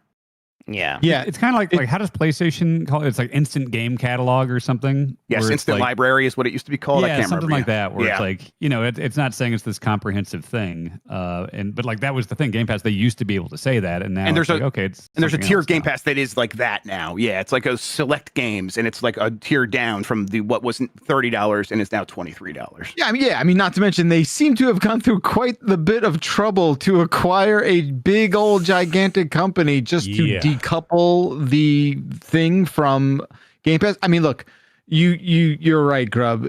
You could not have chose a more strategic moment to decouple Call of Duty from Game Pass because it was so bad last year. So I think that's a much easier pill to swallow.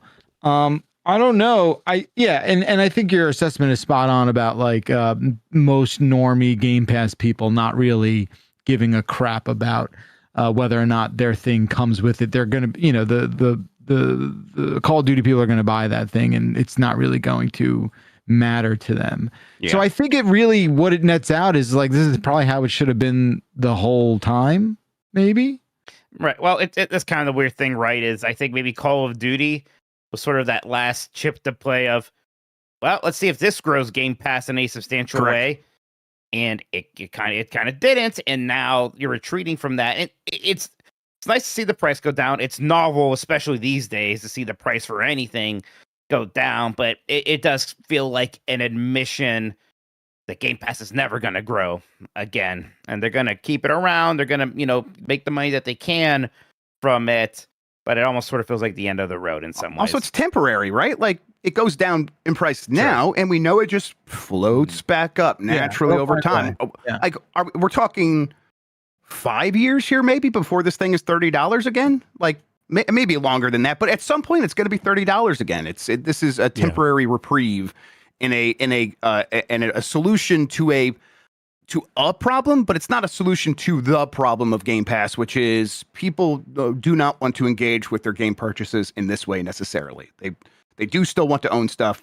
Getting a Steam collection is still way more appealing to more people who engage in video games than having this sort of Game Pass rental idea. So yeah, Yes, the price going down is going to help for some people. I'm sure it will make some difference, but this is not suddenly going to change the fortunes of Game Pass. I think that's pretty set in stone at this point. Yeah. All right. So there was an internal memo, right, that leaked. Was it last week? Okay, in the last couple of weeks, yeah, That's where where- they were having serious conversations about doing this exact thing. Right. So I don't know. Like, it does seem. I wonder, like, where along the sort of line of thought this was decided. Right. Certainly, this is not a thing you'd like figure out in a week or two. I mean, I do think it was new boss accelerated there, because right? new Yeah. boss Asher Sharma wants to put her stamp on things, so it's like accelerated. But you're right. Now this is a conversation that I bet has been ongoing for a long time, and Asher Sharma comes in and puts her foot down. Right. Yeah, and I Yeah. also want, and like you said, like it's obviously Game Pass can't be like the future of this business model, right? So like everything, every time something like this happens, a large grain of salt is just sort of floated along with it, because it's like, how long is this a mechanism to just keep this thing floating along for a certain amount of time? What is the real sort of big picture here? I don't know. Yep. We'll see how it does. I mean, I think it was Jordan Midler on Blue Skies. Like, now watch, this year's Call of Duty is going to be awesome. It's going to be really right, good. yeah. Now it's gonna be fantastic. Are leaks saying what that's gonna be this time around with Modern Warfare? I'm sure they are, but I can't remember. And I do not care. Black Ops 8. Right, this one is supposed to not be a Modern Warfare or Black Ops. I 2. think you're right. I don't know Just what 2? it would be. Yeah. Go back to the called- numbers. There hasn't been a Call of Duty 6 yet, right? Just call it Right. that. Was there Call of Duty 5? Yes, Call of Duty 5 World at War. That's Was it- I don't was think it no. five? I don't think the 5 was on the box. I don't think Yes, it it was. was. I think it was Call Oh. of Duty World at War. Mike, look it up. I don't think it says 5. I think it was played a Call ton of of that Duty game. 5 I don't World at remember the War. 5. I but reviewed that game. I don't remember typing a 5 in that headline. Yeah, Call of maybe you're Duty. bet your Do job. people still regard Game Pass like is the value proposition of that whole thing, is that still like delivering in a meaningful way for Fuck. people? Yeah. You got to pick your battles better, Mikey. Come on. Hang on. One of Wait, these wait. had a goddamn 5 in it? No, just No, they Modern Warfare. didn't. No, I think you might be thinking of Vanguard, which has a V at the beginning. Yeah, I that's could have 5. sworn there was a 5 there. All right, I I'm don't gonna- even think Black Ops 5 had a 5 in it. I think it was just Cold War, wasn't it? They don't like the 5. There's no 5. No. Where did I make up this fucking 5? Wow. Yeah, you Wow. just- you're hallucinating. It is the 5th one. Shit! Backyard, to answer your question, the meme of the best deal in gaming, that is flatlined. No one talks that way anymore, because for one, you look fucking corny if you're still saying that. But and the other one, it's just not true. It's just not true. Yeah. But it is definitely still one of those things where people can sit down, do some math, and be like, I think Marino was doing some math in chat a little bit ago, and he was saying it wasn't worth it to him at like around $240 a year or whatever it was. And it's like, but some people go, okay, I'm buying enough games in this ecosystem that does make sense. That is still happening to a certain degree, but it's not in the growth user acquisition period of they have clearly underpriced this thing to get more and more users. They hit their ceiling of 30 to 35 million subscribers. It's not going over that. Years ago now, Phil was saying when he was still the boss that it's a 15% chunk of our business or 30% chunk of our business, some percentage of our business, and it's always going to be there. So he was already saying that was flatlining. So yeah, that's changed.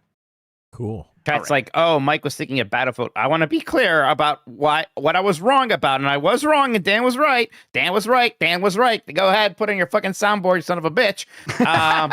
No, I just thought that Call of Duty World at War, which is the 5th Call of Duty, I thought it was Call of Duty 5 with a V. There was like the big red one. There were other ones. It is Yeah, the but it's 5th like in the the fifth mainline series. Yeah. Yes, for sure. I've, maybe magazines were just calling it Call of Duty 5 for so long that I thought that was the thing until it got a definitely real possible, name. Yeah. We'll make a clip of that. I think that'll be very funny. Don't worry. Of me being right? Yes, you can make. Yeah, let's get on that. Yeah. Let's do something else. Let's do the Osama bin Laden thing. How about that? We just don't have to reference the Osama bin Laden thing again. God, we Everyone had a big stop HR saying meeting Osama during the bin break. Laden. Osama bin Laden? Single-player spinoff Splatoon Raiders comes to Nintendo Switch 2 this summer. Nintendo, And you won't believe who's in it. He's a squid. Is he a squid? Is he a kid? he's Is he a squid. Osama bin Laden?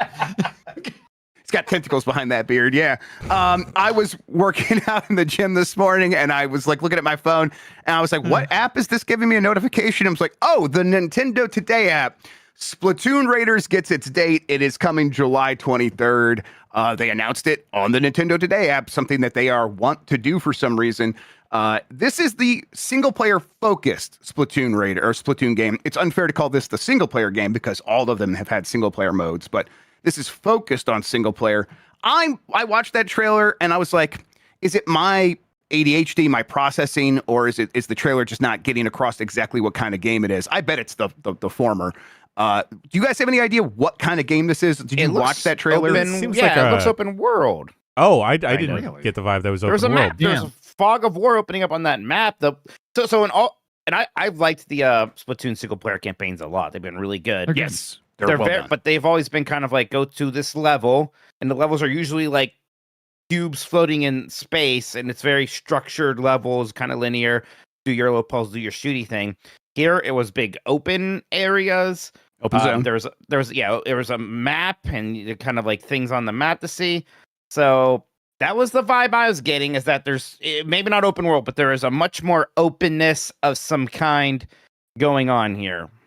I'll kind of read some of this brief description. In this fourth installment of the series, players take on the role of a mechanic raiding the Spearhalite Islands for treasure, using mechanical gadgets and ink-splattering weapons to fight salmonids. The game will feature returning characters, blah, blah, blah. There's a new amiibo, blah, blah, blah. Splatoon Raiders also supports online and local wireless multiplayer for up to 4 players in cooperative play. And it'll be part of the July release alongside another July release, Rhythm Heaven Groove, which of course is a Switch 1 game. This is a Switch 2 game. Okay. Yeah, I think we still have yet to like get the full rundown from them on like what the moment to moment will be. But yeah, it does look like it has open zones. I bet you do kind of go out on raids and collect resources, come back and upgrade. That enables you to go further out into the open zones, but I don't know. Are they making an extraction shooter without the kind of fun part of the other people being in the matches? I just wouldn't be surprised, Mike. I wouldn't be surprised. It's like, I want to be optimistic because, again, I like those Splatoon single-player campaigns a lot.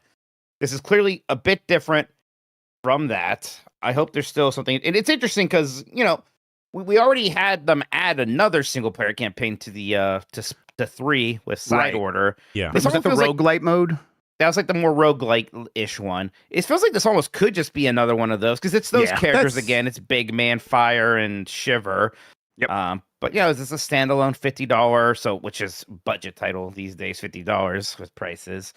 No multiplayer component aside from the co-op along with it. So I'm curious. They update the multiplayer for 3 when they do that, right? Like when they put this game out, they probably have an update for 3.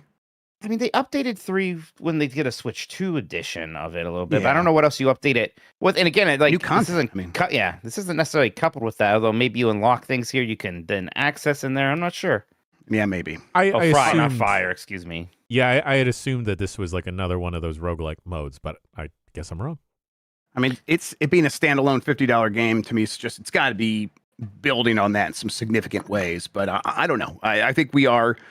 While they are talking about this in Nintendo Today and giving it a date, they have this, they have Groove. They allegedly might have a Star Fox game coming out even maybe before these games. So there's got to be at some point where they kind of maybe talk about some of this stuff and tell us what to expect from all of them. It's strange because, at some point before this game comes out, you think there's going to be a direct of some kind. We have just sort of been getting these Nintendo Today drops in the meantime, and there's not been a full real Nintendo Direct, a traditional Nintendo Direct since September. A mainline Direct, as they say, since September. Yeah, there's and again, like Splatoon Raiders, your Yoshis and your Rhythm Heavens, Tomodachi, that's all well and good. People are going to want to hear about what the big game is this year. If it's that Ocarina of Time remake and or more. We got to kind of have something to look forward to here soon. On that note, a bunch of Switch 2 games are on the way and haven't been announced yet. There was a recent flurry of rating board updates for both first and third-party Switch 2 titles. One of those games in the ratings flurry was Splatoon Raiders. It got a PEGI 7. At the same time, Fire Emblem Fortune's Weave got a PEGI 12. So it's like, all right, that's ready to come as well, though I think we can probably expect that later in the year. But then there was a bunch of third-party ports and other games.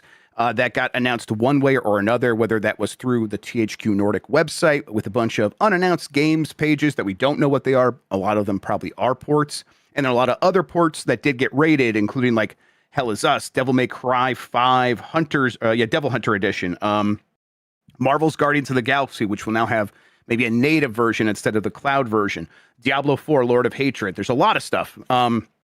These are the kinds of ports that could easily just get announced anywhere. But there's enough of them sort of being held back. These games, none of them, I don't think, have been officially announced in any way. That does feel like a lot of these companies holding them back for yet another partner direct, another mini direct, maybe a full direct. It's piling up. So I think we can expect one soon. Is it separate from a big direct in June where they kind of have their traditional E3 timeframe where they do kind of go all out and announce what else is coming from them this year? Maybe, or maybe these all just show up there, or maybe they don't show up in a direct at all. It's hard to tell, but it does feel like Nintendo's overdue to begin giving us more information about what we can expect from them later this year. Mm-hmm. All right, let's see here. Capcom says Pragmata is off to a strong start with 1 million sold in its first 2 days. Capcom's new sci-fi action adventure, Pragmata, has sold over 1 million copies, despite being a new IP. It just took 2 days to do so. Capcom credits the success to early marketing initiatives like releasing a playable demo and a day one launch on the Nintendo Switch 2. That they did say that, and that is curious because it's like, did the Switch 2 contribute that much to it getting over 1 million copies sold in 2 days? Sounds like it might have. So that is them already maybe building momentum off of the positive word of mouth they built with Resident Evil Requiem, which didn't seem to like destroy the world on Switch 2 in terms of its sales, but it did well enough. Maybe they're picking. It runs great though. It runs great. The surprising thing is that is it RE engine for Pragmata? Reach the Moon engine. Yep. Yeah. Mm-hmm. Okay. So I think people are now starting to believe like, hey, when Capcom puts one of those games out on the Switch 2 at launch, you can have faith that it's going to run well instead of having to like walk on eggshells and wait for Digital Foundry to tell you it's all right. Although they were right there doing that right away. That's a good reputation to get. That's awesome. Exactly. I think it's the kind of thing where it's like that. If they keep delivering and there's no missteps, that stuff builds up over time and it benefits all these third-party games, but especially Capcom's, which Capcom has said explicitly one of their strategies for this next generation, for the current generation we're in, is to support the Switch 2 a lot more. So this is them paying that off and it paying back toward them as well. I don't know. The more thing about... Yeah, go ahead. I was just going to look at Capcom's other stuff. I didn't realize that Monster Hunter Stories 3 came out on systems other than the Switch 2 or the Switch. I don't know why I assumed that was like locked to that, but I guess it's everywhere else.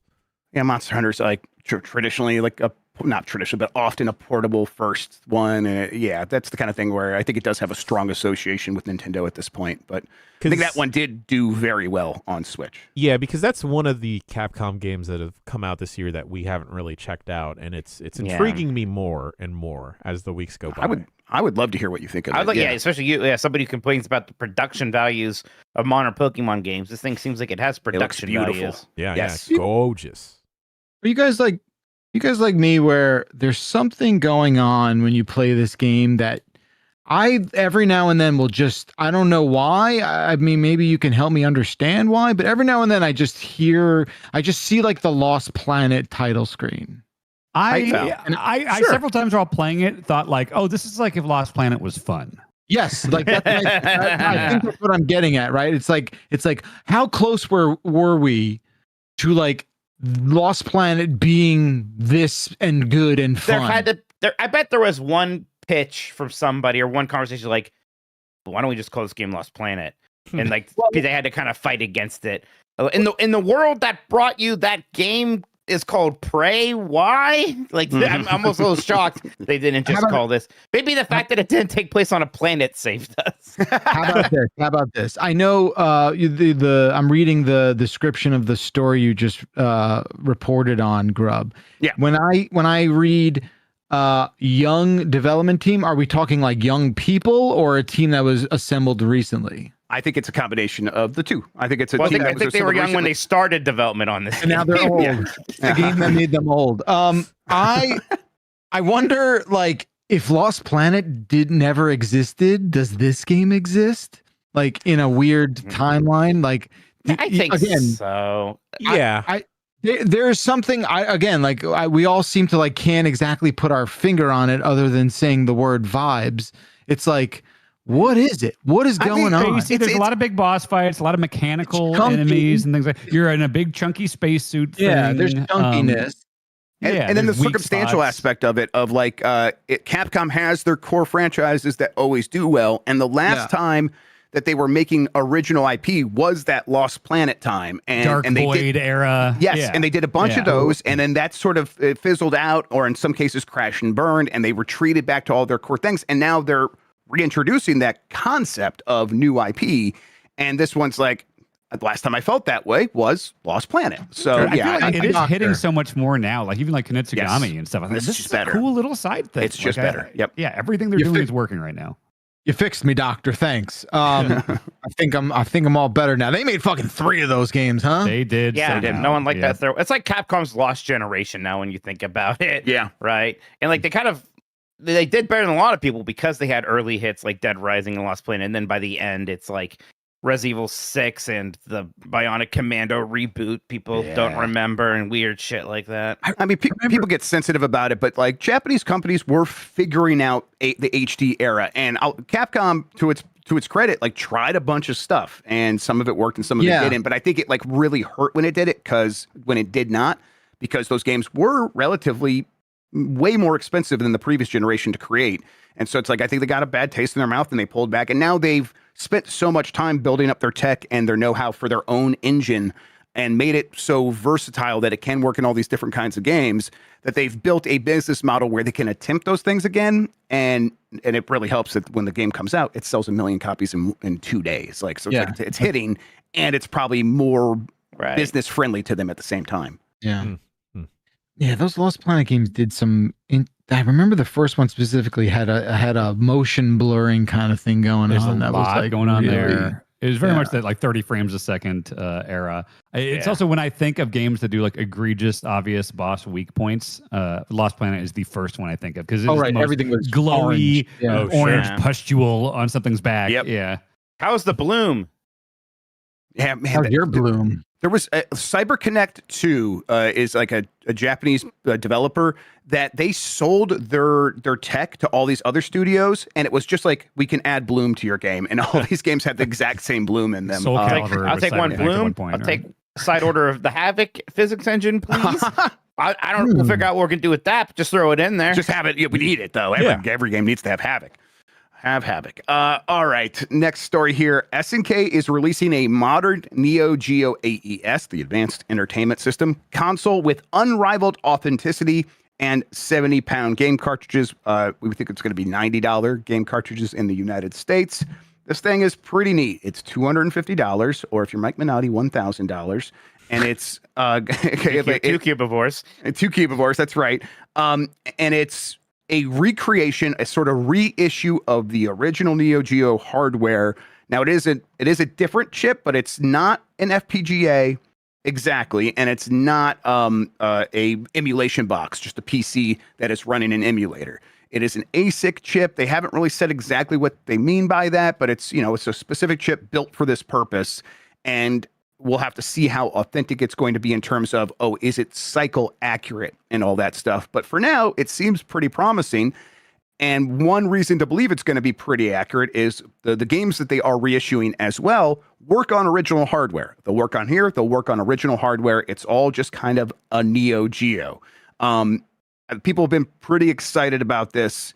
Obviously, SNK fully owned by MBS, almost like MBS himself basically owns it, not just Saudi Arabia, but MBS does.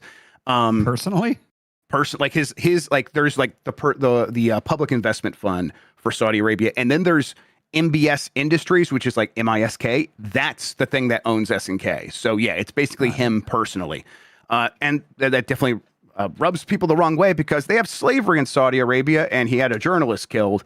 And I frown upon those things. Mm-hmm. But it's one of those situations where if like you could try to hurt SNK and try to hurt MBS by not purchasing SNK, and I don't blame anyone for doing that, but it would only hurt SNK. MBS makes all his money because you buy plastics, and he owns the petrochemical industry and the oil industry. So it's complicated, it's nuanced, and I don't blame anyone for being sick to their stomach about this stuff. But I think this thing looks pretty cool, and I cannot help that I feel that way.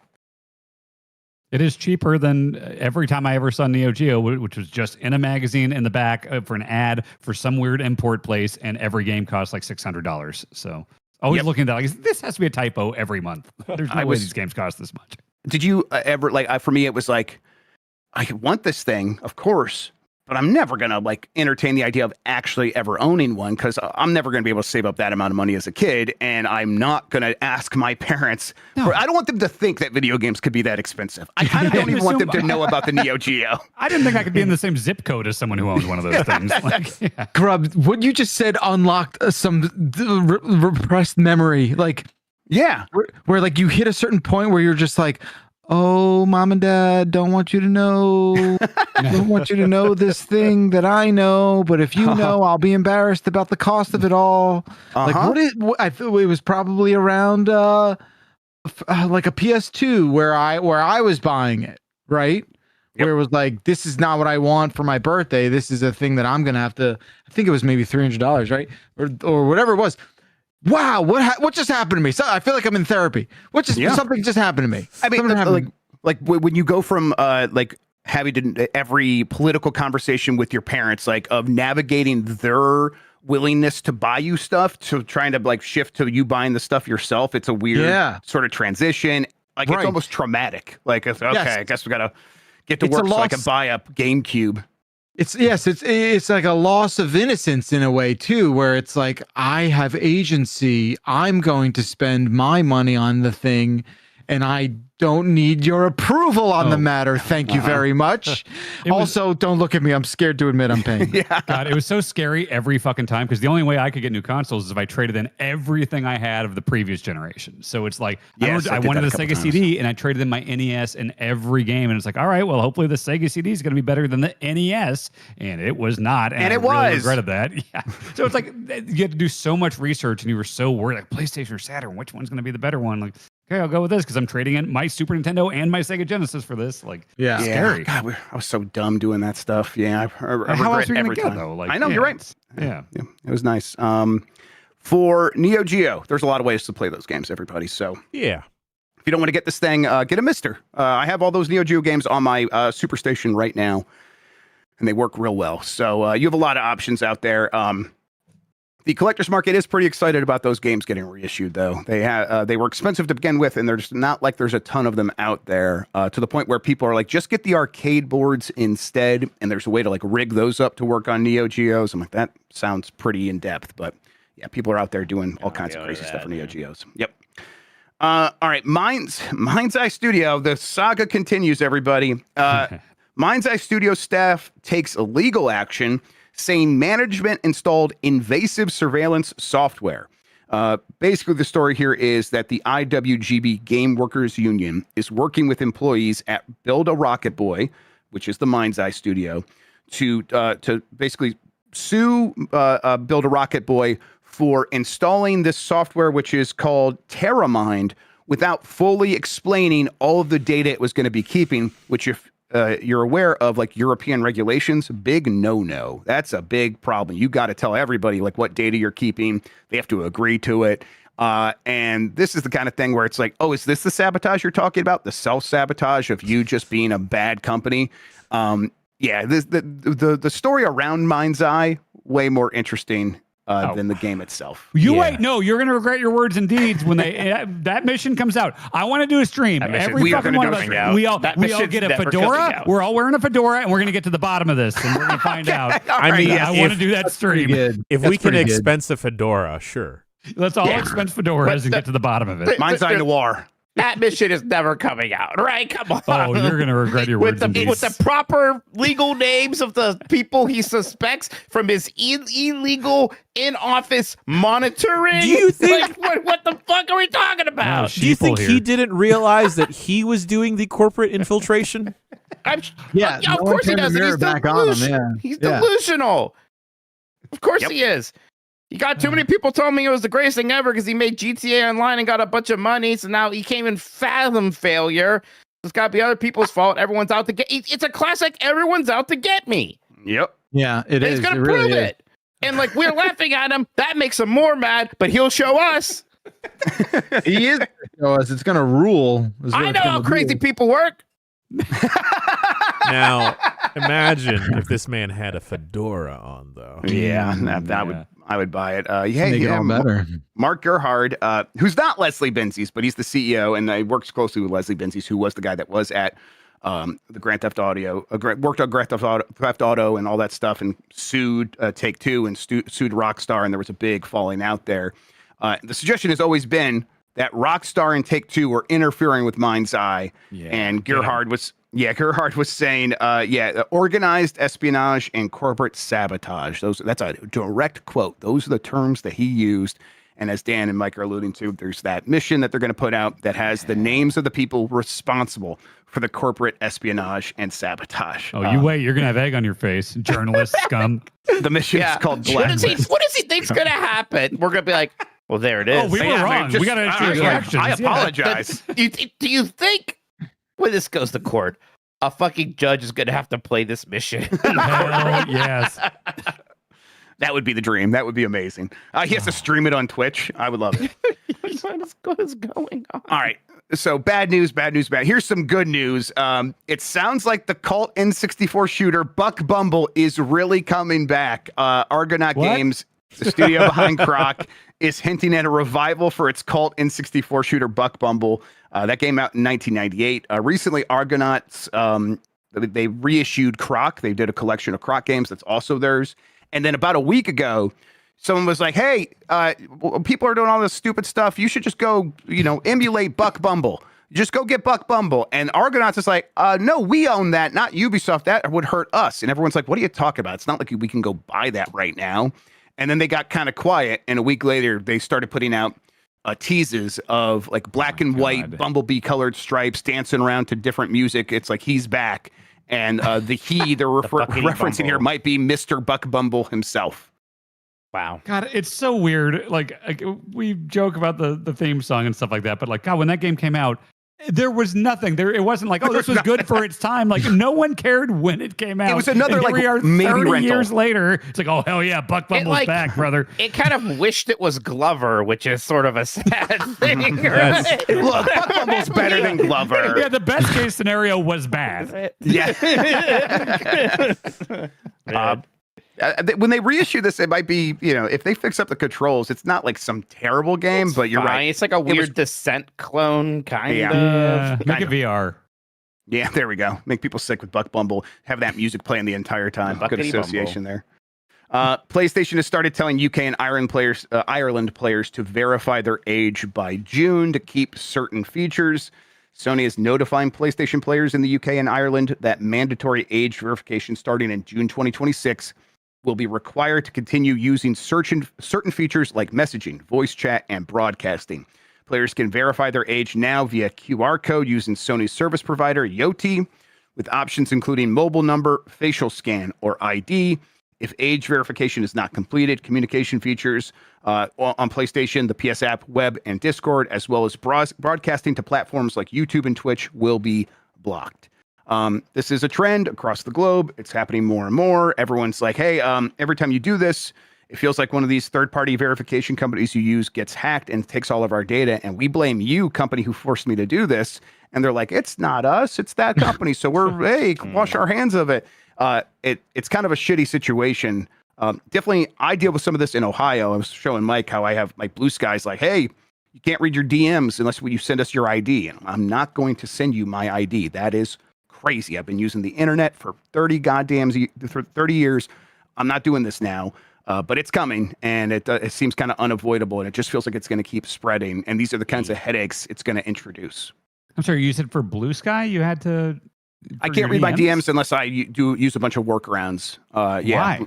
Is that a state thing? There's a there's an Ohio state law about certain platforms, and platforms interpret it in different ways. Blue Sky has interpreted it as long as we don't let you communicate directly through DMs, we're in compliance unless you send us your ID and verify your age. And I'm not going to do that. Whoa. I mean, it's like, look at what I'm posting. You could tell I'm a 42-year-old man, 43-year-old man. So just, I don't 44 is in chat.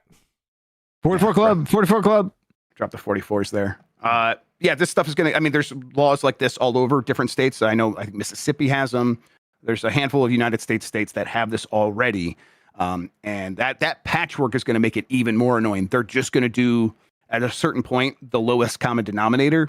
And whatever state has the most draconian laws, they will comply with those and apply them across not just the United States, but the world, because it'll be easiest for these companies. And that's going to be, again, huge headaches. Is this Gabe Burns' fault? I think this might be Gabo with his, what he did with those driver's license in Ireland. He's moved on to Discord and stuff. Okay. Yeah. Yeah. The spread of Gabo. All right. Let's see here. Ubisoft confirms Assassin's Creed Black Flag remake reveal. They were like, hey, this is coming, but we're going to tell you more about it anyhow on April 23rd at 6 p.m. Central European Standard Time. I never know what that is. Maybe summertime. But yeah, 9 a.m. Pacific time. They will be telling us more about Assassin's Creed Black Flag. We've mentioned this so many times at this point. I'm just kind of following up so people know that it's actually real and actually going to get announced. Although, I don't know. Occasionally, I do get in the mood for Assassin's Creed 4. It's a decent game. It's a great game. Yeah, Sure. I liked it a lot back then. Dan, shaking your head no? I mean, Yeah, he I doesn't didn't like like any any Assassin's Assassin's Creeds back then, but I super didn't like Black Flag. Right. Really? But he hates shanties. The shanties were annoying. There were a lot of stealth missions where somebody spots you and it ends the mission. Yeah. And it's everything I disliked about Assassin's Creed, plus bad sailing. That's okay. The sailing is good. I get the other things until bad sailing. The sailing's fun. What's I like good it in Wind sailing? Waker. I'm not Wind Waker? anti-sailing. I like Wind Waker. Assassin's Yeah. Creed, no good. All right. Look, I'm not going to defend Ubisoft a ton here. I'm already in trouble because of the freaking NeoGeo here. I felt the vibes real bad on that one. I kept my mouth shut. Shuhei Yoshida says he was fired from his role at PlayStation as studio president because he, quote, didn't listen to Jim Ryan. He's like, yeah, Jim. He wouldn't say like what they disagreed about or what Jim Ryan was asking him to do that he didn't do. But if you remember, Shuhei Yoshida was the president of PlayStation Worldwide Studios, and then one day he just wasn't. He was in charge of indie games and indie relationships at PlayStation. And it's like that always felt weird. That felt like a demotion, and he's suggested as much before. But this is the first time he basically said he was fired from that role. And this is a reminder, as always, that the internal politics of the higher corporate echelon within PlayStation has always been a pretty tough political game. And you think of Sean Layden one day just announcing he's done and leaving the company, and they didn't have a successor announced. Probably a similar situation, and that was him. People surmise in a power struggle with Jim Ryan and Jim Ryan winning out there, and then now that kind of having an effect on Yoshida. Look, Jim Ryan's legacy does feel like he got power, didn't know what to do with it, made a bunch of live service games, and now PlayStation's paying the price. And stories like this certainly make it feel like, oh, that was a mistake in a lot of ways, because Shuhei is beloved, and it did seem like his instincts on games were mostly correct. And it feels like had he not been fired, I can't remember the timeline, we might still have Japan Studio, and it seems like PlayStation could use a Japan Studios these days. Sure does. All right, last story here. Tony Hawk's Pro Skater 3+4 developer lays off 90 employees, or up to 90 employees.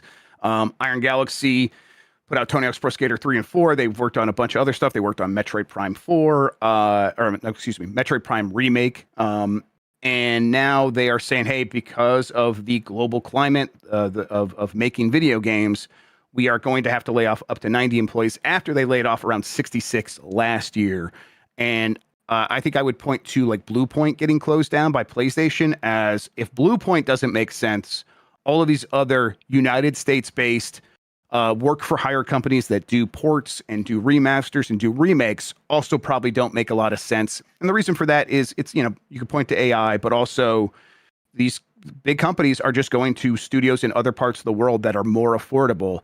And even if Iron Galaxy finds a million ways to reduce their costs by laying people off, they're still going to be less attractive. Than like a Virtuos that can do the same project at what is likely a fraction of the cost. So that's the global climate a company like that finds themselves in, and they're just kind of trying to reel and make it work. They're not shutting down, but the future of a studio like that, based in where they're mostly based in Chicago. I think they have work for hire or work from home. Yeah, I don't see how that continues to work right now with the way games are going. It gets, Man, I feel so bad for this. yeah. I mean, they've done a lot of great work. I like Yeah. Sony Express Gear 3 4 a lot. Rumbleverse was great, which Yep. the shame that couldn't work. They did good work on Killer Instinct. Yeah, as a support studio, all these giant like successful games that they worked on. I mean, God, they worked on The Last of Us remasters for crying out loud. Crash Bandicoot 4. Yeah, if this doesn't make sense here, it's just rough because the quality is good, and that's not what's being rewarded. Yep. Absolutely. It's a shame. Rumbleverse is that one where it's like, man, that just Epic, who paid for that game, so they could do whatever they want with it. But the thing they should not have done with it is kept it exclusive to Epic Game Store. Had it been on Steam, I think we'd still be playing Rumbleverse today. Okay, that does it for the news. Jan, I'm handing the show back over to you. Folks, we're going to take a quick bricky break, and we will be back with emails, super chats, and Grubb. Another installment of Grubb Guesser. Oh, shit. Right after this bricky break. These are the emails for the show. Emails. Bombcast@giantbomb.com is the email address to send your emails to. You can write in about any and everything. You got a fun quiz. You got some fun, nice words to say. You got just a question, or you need a recommendation. Reach out to us over here at giantbomb.com. Bombcast@giantbomb.com email address. Gang, I say this every week, and it happens every week. We've been getting lots and lots of emails, so much so that I can only fit so many in, but I am still incredibly appreciative of those that come in. First email comes from Mike from Loveland. Jan, parentheses, and the others. Tournament of Champions 7 is over. The champ has been crowned. What is a niche competition you are deeply invested in? What is a niche competition you have entered? Love the show. Love you all. Mike from Loveland. Now, I don't want to spoil anything. For you, Jan. I know you wrote that one in so you could talk about Tournament of Champions. Now, I don't want to spoil anything for folks that may be behind. All right. Tournament of Champions is the ultimate cooking competition. All right. Because you take the top contenders from Top Chef, Chopped, all these other ones, and you throw them in a battle dome of sorts against the randomizer and against each other. The Final Four this year, ultimate Cinderella stories.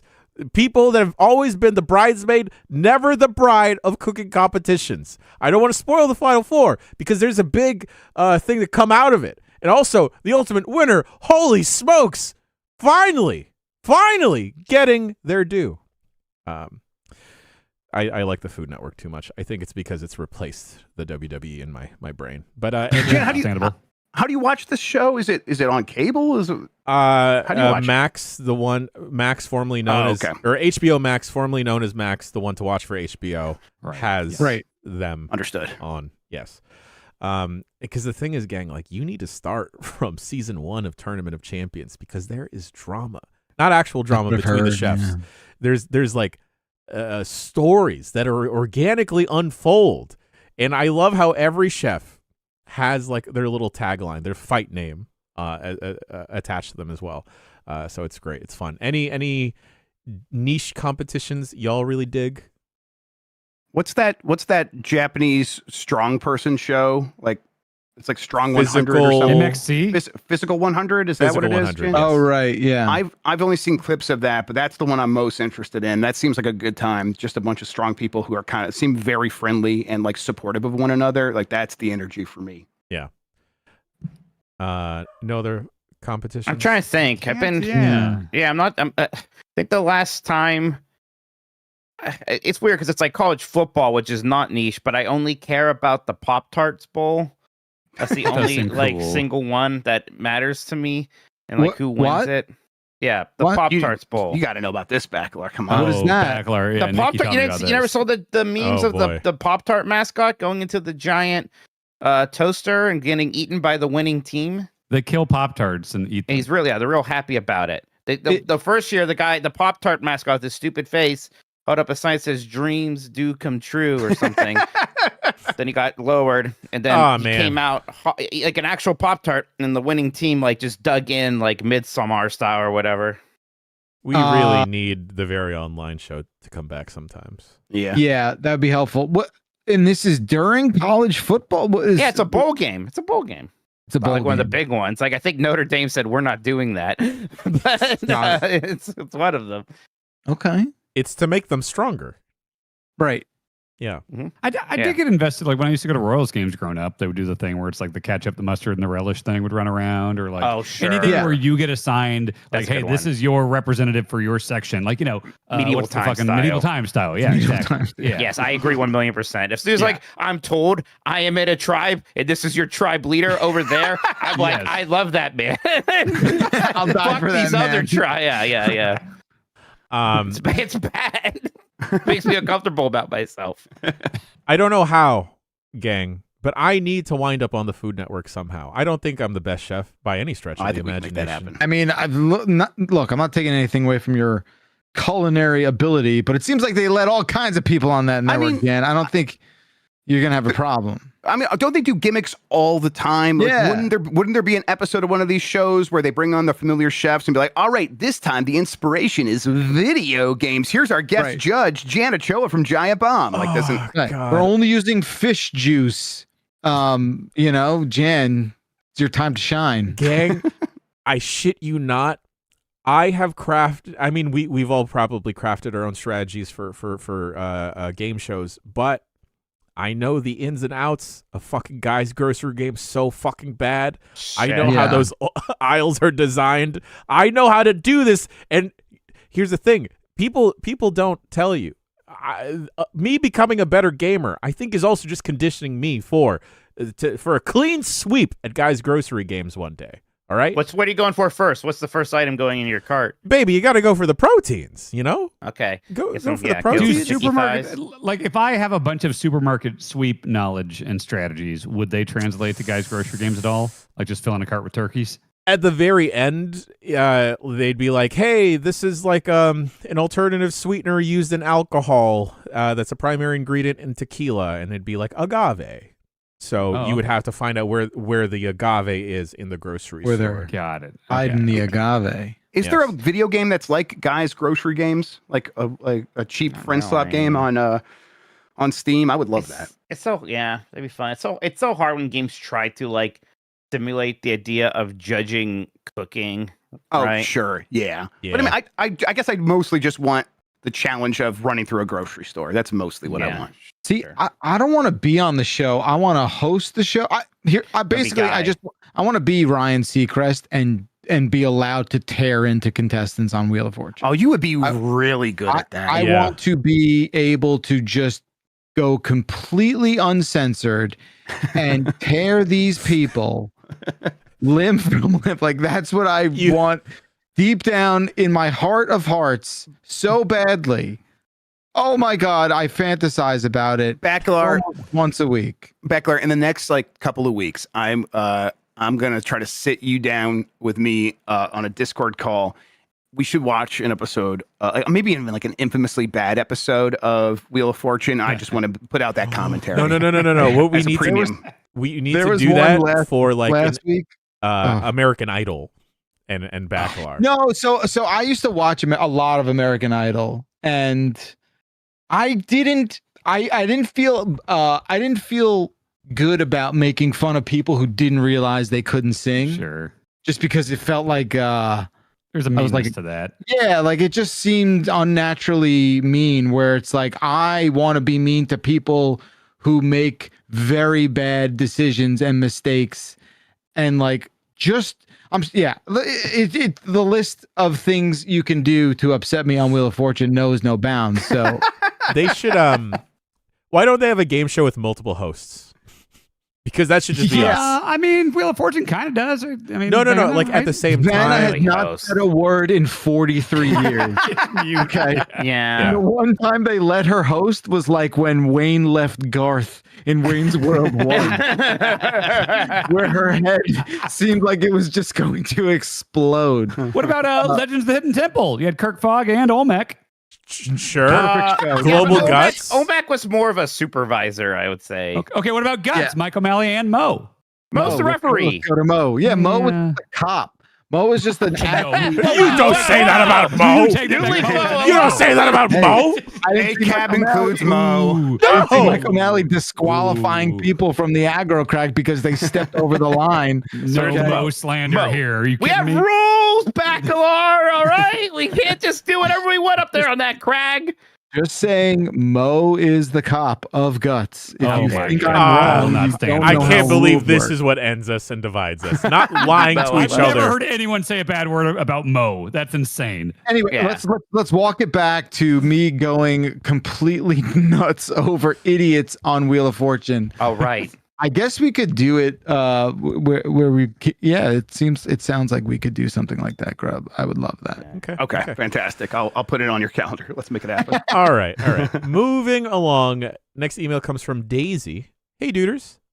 How the hell do I play games with my husband?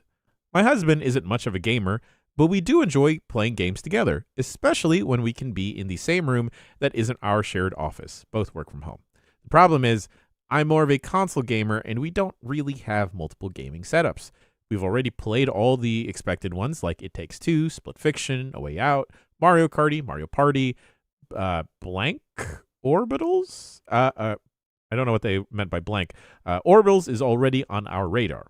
I've heard PC might be the place to be. Having almost no experience with PC gaming, are there many couch co-op games and decently affordable ways to get a setup going in the living room? Love from the 707, Daisy. P.S. For context, we're rocking one PS5, a Switch 2 and Switch 1, 2 MacBook Pros, one big TV in the living room, one small TV in the guest room, 2 monitors in the office, an old Xbox One, a Wii with a couple GameCube controllers, and a Nintendo 64. Yeah. I mean, there's definitely more co-op games out there. Look into some beat 'em ups. There's not that much more, though. There's not. Yeah. Well, I would say, hey, maybe try play single player games together. Actually, especially if you're in a room. Oh, yeah. Like Grubb and I just played through all of Bully for the endurance run, and I know a lot of people who kind of play through games like that with a partner or a friend, where you're just on the couch. Maybe you pass the control around every once in a while. Even just one person's controller, it's kind of, I don't know, it's fun to watch. I mean, that's how we play Myst. I feel like I've played the Myst games because we were all working together on that stuff. Until Dawn, like those games are, are great for that. That's a very good everyone one. take a character or whatever. Like, okay, I'm these characters, you're these. The Telltale, some of the Telltale games are like that as well. Yeah. Bonk and I, Slay the Spire too has been like, I really thought it was gonna be more of a gimmick side mode or something like that, but it's like you're just playing the full ass game with someone, so it's fun strategizing, like trying to get your builds to complement each other. Like that's been very surprisingly fun. Yeah, if there's like a story that maybe appeals to your husband, Daisy, like y'all could sit back and enjoy that together. Like I've heard of a lot of couples playing through Expedition 33 because you know, their partner or significant other isn't into games, but really likes the look of it, really likes the story. So maybe dive into something like that. Just don't do It Takes Two. They already did it. Oh, they did. They had what it They're took. still together. Okay, I glossed over that fact. If you survived that, your marriage can survive anything. All right. Travis and Fargo writes in every week, sends in 5 questions. I choose one this week. Travis writes in from how's it going to are video games art? What questions are you tired of answering? Oh boy, I kind of like a how's it going. I'm gonna be honest. That's fine. I'll tell you. I'll if you're interested in my life, I'll tell you about it a little bit. That's okay. Games art thing, sure. Super tiring. Hot dog sandwich, right? That Sure, yeah, Die Hard, the Die Hard cliches. Christmas movie. Yeah, those are dumb. Yes. I feel like any wrestling fan has faced a lifetime of, it's fake, right? You know? Yeah. My least favorite, and doesn't come up as much anymore, but if I told people about my job, they'd be like, so PlayStation or Xbox? And I'm like, I don't care, actually. Like, they're both good, I guess, or they're both bad, depending on the day. They're often in equal sections. Like whatever. They're boxes that play video games. It's fine. You could be my physical therapist back in New York that would say, Halo or Mario, which one's better? It's like, I don't care. Shut up. That's an insane weird. question. What are you talking about? Yeah, when back in my CNET time, it was always like what TV, and I would just say a brand. I would just be like Samsung. Yep, Yeah, it's just that's the one. Samsung. It's Cool. just them, and they figured it out, and that's the one to buy. and I'll tell you a different answer tomorrow. Hell yeah, Sony. You know, Not. It's like LG. No one knows what the LG stands for, but it's them. Life's good. Looks good. Looks good. Let's get them. Let's go. All right. Yowie Bunga writes into the show. Always a fantastic name. Always love to hear from you, Yowie Bunga. That's very fun. Hey, Bomb Boys. I got that new Superstation Mister made by Taki Udon, so it's finally time to play all the games I've missed out on. Parentheses, I did not own any of the consoles it covers other than the N64. So I need help. What games am I missing out on? I'm open to big, well-known ones, the obscure or fan-translated, whatever you think is worth visiting. I feel like there are a lot of cool or weird games that have just been completely fallen out into the dustbin of history, and it'd be great to experience a few of them. Thank you for the help, and great show each week. Yowie Bunga. Yeah. Rising Zan Samurai Gunman for Yes. PS1.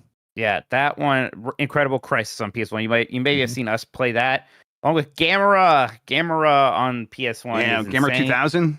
Ooh, Mhm. yes. That's an absolutely wild one. Power Shovel. I played that a few weeks back on the That site. was Just, like the heavy Steam- machinery one, right? the heavy machinery one that's an arcade game, and so it's like very pick up and play. And I was digging up all like the curry and putting it on the plates and Right. stuff like that. That's really fun, actually. Yeah. Tale of the Sun. Hell, Yeah. Son. Sure. Some other Colony Wars, Red Sun. There's a bunch of Sun games. Play Silent Bomber. It's like Metal Gear Solid Yeah. meets Bomberman. It's That's awesome. That's a PS1 game. Just PS1 alone has so many like amazing, really weird 8 out of 10, or maybe sometimes even surprising 9 out of 10 games that are really just play all the Kicks games. To go back, Twisted Metal 1 and 2. Sure. Sorry. Oh man, should I buy this Power Shovel controller from Taito for $200? I can't. But No. man, I had to do the thing with that Superstation because like everyone for the last like 4 months has been posting, like, oh, got mine, and I still I keep emailing me like, when's mine coming? And they're like, you chose to bundle your thing with the Super Dock, so you had to something or other. And I finally I have to pay 2 shipping costs now, so I can get it now. I have to do $35 for the dock and $35 for this. Like whatever, I just want to get the fucking thing.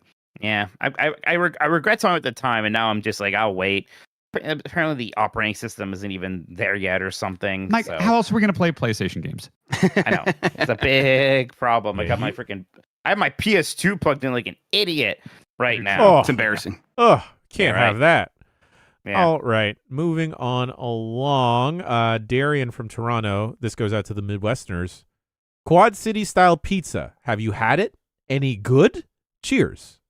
What Quad city City style? style. Quad City style pizza. Yeah, no, apparently not. I don't think any of us have had Quad City. Iowa, Illinois. A hand-tossed Oh. malt-flavored crust, Malt? spicy Weird. sauce, and toppings, especially fennel-laced sausage, placed under a heavy layer of cheese, all cut into long, thin strips with scissors. Why fucking scissors? Why is this? Yeah, why does it have to? We have the guys. The pizza roller will do this too. That seems way less convenient than the pizza roller. Oh, there's a picture of someone here cutting it with scissors. What the fuck? Yeah. I love how this Uh, upsets you. Yeah. So this is some like It's probably good. Southern Illinois. I see why I say quad. It's where these Yeah. 4 states meet. Yeah, I've not had Oh. this. I bet it's fine. Although some of these pictures, boy, that cheese could use some more browning. Maybe that's Yeah. Wikipedia's fault. I don't know. I could be there in 5.5 hours if we want to do that today. If we want to taste test I it. don't want to Okay. do it today. Near me. Let me see if there's any Quad City style pizzas near me. I like that apparently like there's just a sausage layer, and it's like a fennel-y Italian sausage. I Oh, love that shit. layer. Oh, I heard LAIR too. Yeah, me too. Yeah, it's like a sausage layer. Felt like a wrestler sponsored by Pizza Hut. Welcome No, to the no. sausage layer. That's not what I meant. No, like a layer. There's a layer of sauce and a layer of cheese. There's a sausage layer. I don't think they just sprinkle it on like cowards. Like one It's big just- ass circle of sausage. Yeah. Oh, that. I mean, that's what How do I you think do they that? mean when they say layer. It's just too The much. sausage is typically a thick blanket of lean fennel-flecked Italian sausage, sometimes ground twice. It's spread from edge to edge. So that aspect's Okay. winning me over. Fennel's like an herb. It's Yeah. like a bulb. Yeah. It looks like an onion. It's almost Okay. like a seed. Fennel. It has a little bit of that anise flavor. It's very nice. It's what makes Italian sausage taste like Italian sausage. Ah, Yeah, okay. It's got You like it. a little licorice taste. good. to it. Yeah, I Right. put it with caraway seeds, right? It's Yeah. like, yeah. Fennel, huge in cooking competitions. It's true. Yeah. Yeah. And for that, I'm out. All right. DW from Seattle writes in, "Hey bombers, what do you call the genre of games where the goal is to go up? Like Ice Climbers, Getting Over It, Oh. Baby Steps, Cairn, etc.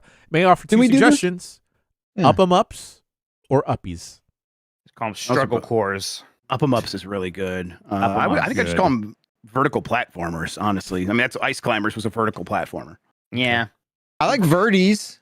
Birdies. You're going Ooh. vertical. Yeah, Yeah, Birdies is good. I was getting mad at genre names. I finally saw Project Hail Mary this weekend. Okay. Oh, Like it you a lot. did? It was great. It's I good. thought it was fantastic. I thought it was first movie I saw that made me feel things in a while. I liked Oh, that. good. What does Oh. that mean? I think like I go a lot of movies. I'm kind of just numb at the images and Well, you hate Sounds them happening all. happening at me. Well, it's Yeah, because you hate them all. yeah. A lot Right. of them aren't very good. Yeah, Right. No, that's fair too. I'm glad you felt something. I did, but like, there's a part of me that like still feels disenfranchised because like this is just a movie and it's like, oh, it's it's a bit uplifting and it's like it kind of has a happy ending and then everyone's like, that's a hope core movie. And I'm like, back in my day, man, the movies that were sad were like called grimdark. So now we have a special name for the movies that just don't make you want to go hurt yourself after you see them. The part of that is like we're always just colonizing Gaming stuff. So like things. new people come along. They're like, I just discovered this thing, and yeah, you could just Yeah. ignore that. Yeah, I'm shocked by how some of the stuff I assume is online lingo is actually real life. I was at the subway and like some like high school girls came in and they were just talking about like, oh my god, you were rage baiting me so hard. I was Yes. like, oh, That's a thing. this is a popular thing that like high school kids say is rage bait. It's I mean, not it- just if it's on TikTok, it's their lingo. Yeah, man. Yeah. Okay. And the internet's popular. yeah, Yeah. They have it on computers You know? now. That's the one with the email. Right. Just like but like rage bait used to be such like that's such a 4chan thing, and now that is Oh, mainstream yeah, with you don't Pepe hang the out with- Frog. You don't hang out with a lot of young people, it sounds like, but that is I do. Well, they're like younger than that. They're yeah. I mean, everything, all vernacular is online terminology. There's no separation actually. Is my point. Everything's blank bait and blank core and Yeah, this and that. maxing. Maxing. Oh yeah. I'm neck maxing, guys. Look at me. Yeah. Whoa. What was it? We like there's a picture of us with next to actual models at that one thing at PAX, and people are like, "Oh, you guys are getting so Mogged. Mogged. we're getting mogged." And I'm like, I Right. look at that. I was like, "Yeah, or yes, the professional models are more attractive than us." Good call out, everyone. I don't know Yeah. about that though. I mean, fucking see this cavalcade Mog of you. studs over here. Come Yeah. on, you. Are you aware of Michael Minotti? Yeah, you see this motherfucker walk down. Likes for Michelangelo? likes. I mean, likes for Mikes. You see the fucking jovial nature of this man. You see how much Yeah. of a bad boy he is. He's Jovi He's bad boy Maxing, we call that. Maxing. Yeah. Jovi Max. Yeah, Chester Max. He's Chester Max. That's one they actually have. Yeah, I Jester. know. yeah. Man, this That's like if you're entertaining to people. man is so jove. Right? Just like, So I've been how Jester can we? maxing? Yeah. Sure. Okay. Yeah, okay. Uh-huh. Yeah, That's yeah. like class clown type stuff, right? Yeah. Jester maxing? Jester maxing is like if your attempt to impress people is to like be charming. If you're Oh, not okay. if you're not winning people over by simply being the alpha, you're a jester. That's the only There two is- types? There is a try hardness According to idiots. connotation. There is a try hardness connotation, right? Right. Yeah. Yeah. Right. Yeah. Exactly. That's what they're trying to say. It's like that's trying to you're debasing yourself. You should Yeah. just you should just be what's- reading medical studies to make your jawbones destroyed or something. Mike Minotti, you have a question.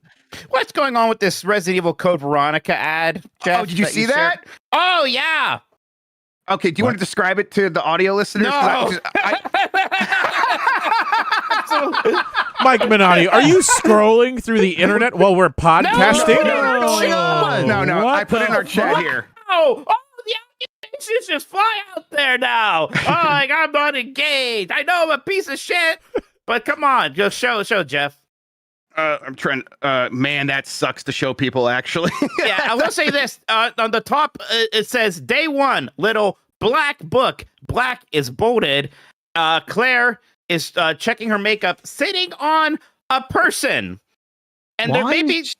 And that person is a person of color. But why? Why is this happening? Right. That's the pertinent question. But why? And this is a photo. I think this is a photo shoot for this magazine. I can't show you guys the magazine because I might give away some stuff for the game we're gonna do. But I opened this up and I saw that, and friends, I was confused by this image of Claire Redfield doing her makeup, not acknowledging the fact that she is sitting on a black person. But like, what is? But this is like that PSP ad. Yeah. Yeah. But the ad's calling to it by bolding black. Oh, but buddy, this isn't an ad. This is editorial. This is the magazine doing their story. What? Okay. Oh, you know what? This is Insight. Okay, that actually, I looked at the bottom. That actually makes a lot more sense. I have that issue in my house. I subscribe to that magazine. Wait. What is Insight? So let me tell you, Insight was a thing where it's like some exec obviously had the brilliant idea of like, all right, what if we took these nerdy game magazines, but we put superstars on the cover like The Rock and the girls from Son of the Beach. And, like I know because it was like, let's maxim it. Basically, yeah. Like, but but just put worse. celebrities. Like The Rock, I think was on the first. It's The Rock holding it in 64 controller. I subscribed with the first episode or issue. I think it lasted definitely less than a year because I got a thing in the mail saying, "Hey, we're going out of business, so we're just going to make this an EGM2 subscription." Right? Yeah. But that was the whole deal. Is like, yeah. What's with the racism? Oh, I think that's just a happy circumstance for these people. It's like we could just do that. Is this an American publication? Yes. Yes, it was. Yes. It was awful. And so it would literally be like, we interviewed these 6 women that are on Son of the Beach about dead or alive beach volleyball. Like, what's it like having boobs? How would that be in a game? Or it's the dumbest shit ever. Folks, it is not a latex suit. If you look closer, it is just a dude in shorts. Yeah, it's a dude in biking shorts, and he's looking away. And there is no other word other than objectified. This man is being turned into an object by this photo shoot. So. All right. Well, that's crazy. You know, Bombcast it's crazy. at giantbomb.com is the email address to send your emails to. Write in about any and everything. Ask questions. What am I seeing there? That looks this is the ad on the back that I won't make you guys guess because it's a advertisement for videogamereview.com. It is a woman in a towel who looks sad in the doorway as a man looking away from her holds his hand out and be like, I don't have time for you. I have to read these video game reviews. That was a whole genre of video game ad in the 90s magazines. It's like, my hot wife won't have sex with me anymore because I'm playing too much Bubble Bobble or whatever. You know? Yeah. Understandable. We can solve all of these problems, gang. Been there, brother. All right, bombcast@giantbomb.com is the email address. Send your emails to. Thank you, everyone, for writing in. Apologies if we didn't get to your email, but appreciate all of the effort. Speaking about effort, Jeff Grubb, what time is it? It's time for you all to guess a video game ad. We call it Grubb Guesser. I have 2 for you guys because I think this first one, again, might be pretty easy. If I'm wrong, I'm wrong. But I think you guys will get this first one pretty quickly. Close chat, everyone. Yes. Close chat. Let's just go for it. So I will describe it for audio listeners.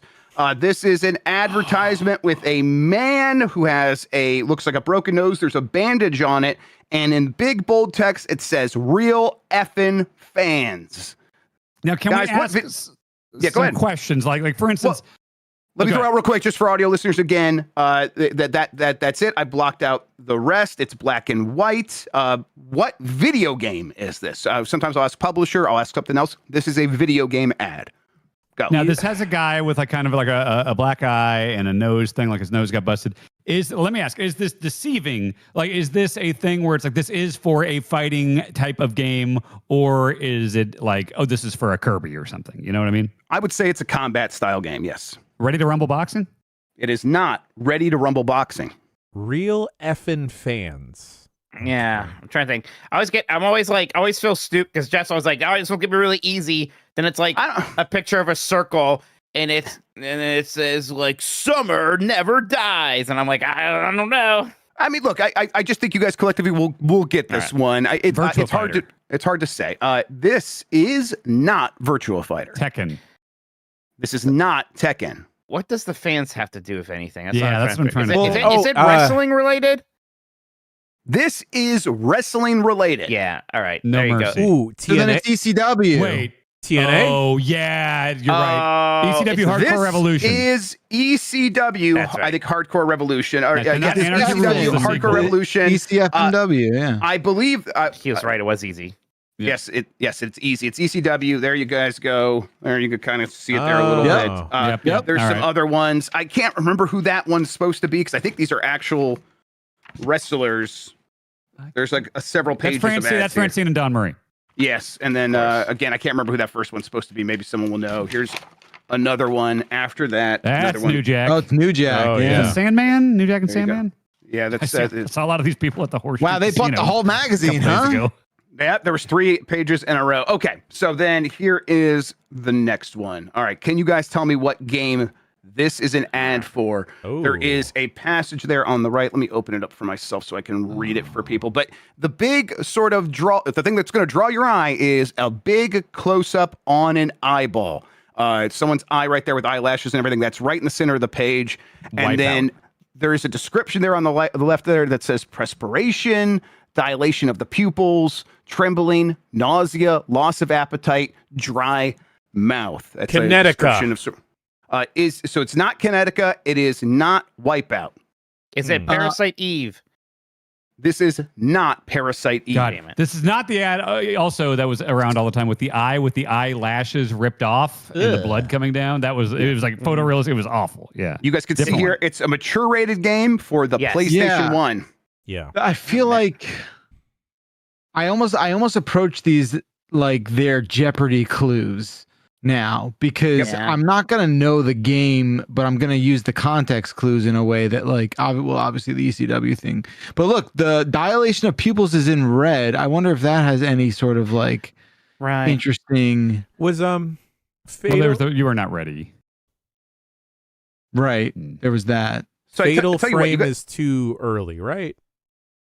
Fatal Frame. this is not Fatal Frame. Fatal Frame was PS2. There's yeah. What, there was another horror thing from that. So look at the it's the PlayStation Right. 1, I'm assuming, right? Yeah. That's a What good was the point, game? actually. What was it was a game it's a horror thing. Clock Tower? It made me think photo. It's not This is not Clock Tower. Are you thinking Fear Effect? Because there's no lesbians on this ad. yes. We don't Yes. know. This is lesbians because this is Fear Effect, everybody. Hey! Oh my I did it by God. actually- That's 2 for 2 for Bacalar today, by the way. Right, look at me go. So, with an assist, I think Mike and I Well, to be tag clear, team I that. said it's not Fear Effect, so I the- don't one think of I the things- win. because I I was blocked thinking out here Fatal was- Frame.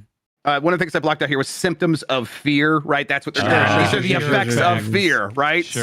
So, Sure. yeah, and then it has all the images here on the other side of the page. But yeah, that's an ad for Fear Effect. I wanna play One that of game. the rare ads for Fear Effects that does not focus on lesbianism. Yeah, That they went was- hard That on was the trick. That was like stationary camera stuff too, right? That was yeah. right. I think That probably came had out. that probably had a fixed camera. I can't Yes, remember. that game looks really good still. Yeah. Very good art Hey, style. you know what? Yeah. You know what? Shouts out to lesbians, huh? Absolutely. yeah. I mean, Yeah. Why not? It worked in the advertisement, but just cool people across the board. Absolutely. All right. That was Grubb Guesser. Thanks for playing, everybody. We'll get you guys again next week. Fantastic. Thank you, Jeff Grubb, for that lovely little game. I get all my fashion advice now from lesbians. I don't trust dudes. Oh, now. yeah. Anyway, If they don't like it, I don't like it. Mike Minotti, hit me with some YouTube super chats, please, if we have any. We do. Flubeltron says Jan and Dan should really play the Warriors. It's a great brawler with fantastic atmosphere. It has shoot couch co-op and a 2D side-scroller brawler game within a game. My game is Game of the Year 2005. Oh, I reviewed it. I liked it a lot. I thought it was a really cool thing. I would have liked to see more kind of cult classic movies turn into modern video games. I think it's a cool idea. I mean, For sure. I would love to just play a Die Hard 1 game. Like you follow every scene in Die Hard 1. yeah. That seems like that would be a lot of fun. I gave it an 8.8. I'm looking at my review right now. Wow. Good. Time. I liked Damn. it. Martin Haller says Pragmata, more like Swagmata. Game has style. Yeah, it's a good looking game. Yeah. Isn't it? I like it a lot. Yeah. Love chunky tech. Yeah, it's real chunky. But fast, chunky tech. Fast chunky. Yeah. Mhm. Just like That's me. my shit. Zombie Porn says, you guys Oop. know what there is to do in Denver. I'm going there tomorrow, apparently. Good luck with the whole getting poisoned thing. Grubb alert. No, Denver's a great city. There's lots to do. I guess there's the 16th Street Mall. I think that's right. That's like an outdoor area. It's really nice. They've really built it up. It gets kind of busy, hectic. I don't know what you're in the mood for. If you like Pepsi products, there's a lot of that. It's a Pepsi city. I was telling Mike this the other day. Like there are Pepsi cities, and that's one of them because I think they have a headquarters there. So, yep, comes out of the faucet. It comes out of the faucet. You could smoke a lot of weed in Denver. They've made that. Send it, brother. And then there's a lot of breweries as well. So get fucked up, I guess, is maybe what I'm saying. Daniel Bradley says, tuned in late, so sorry this was already addressed. But if I rate the Giant Bomb podcast 5 stars, does that mean it's only as good as Metroid Prime 4, or can I like the You got podcast us more there. than that? Yeah, You got it there. the band's favorite joke. It's original, which is the best part. Miggsy says, excuse me. They coughed. Miggsy says, Jeff Grubb, will you ever go back to RZ? God, did I not finish it? The Jewels of Faramore. I have the controller for it, and I always meant to go back to it. Let's do that. Yeah, I'll find some time to do that That's a for good sure. game. That's one of those games every time I see it's on sale on like Blue Sky, I'm like, repost, more people play RZ. Yep, it good. Brandy says, I finished Resident Evil 6 this weekend. All 4 campaigns finally done. It sucks real bad. You gotta play it. I'm gonna play that game eventually. It's gonna be the last one I play. And look, maybe we'll make content out of it. But if I get to it where it's my next one, I'm gonna have to just play that game on my own at some point. Save it. No, you have to save it. Well, Save let's get it going. Let's get this Food on Resident Evil families. 6 thing moving here because I want to play the fucking game. I'll play. We got to figure out what our We'll do teams it. Let's are. do it. We should draw names from a hat. Oh, which campaign and which partner we have? Oh, okay, fun. Oh, yeah. That's pretty fun. Miggsy says, Jeff Grubb, Mike Minotti, where do I find the Giant Bomb Bully playthrough? Nowhere yet. It's On my hard drive. Yeah, we have And we now recorded mine. it. We have uploaded it to a server. It still needs to be edited. So that's for the endurance run, everybody, which means every weekday, a 30-ish minute episode will go up of us playing through Bully. You'll know when that's starting. We'll make a big stink about it, but not yet. Not like in a couple of weeks yet. More time than that still. But yeah, pretty soon there that will start uploading, and that's not going to be like a premium exclusive thing or something. Everybody will be able to watch the Bully endurance run. Yeah. Amy Winehouse of Leaves says, if you haven't seen Resident Evil 2 mod, Mr. X gonna give it to you. Do yourself a favor and look up a video.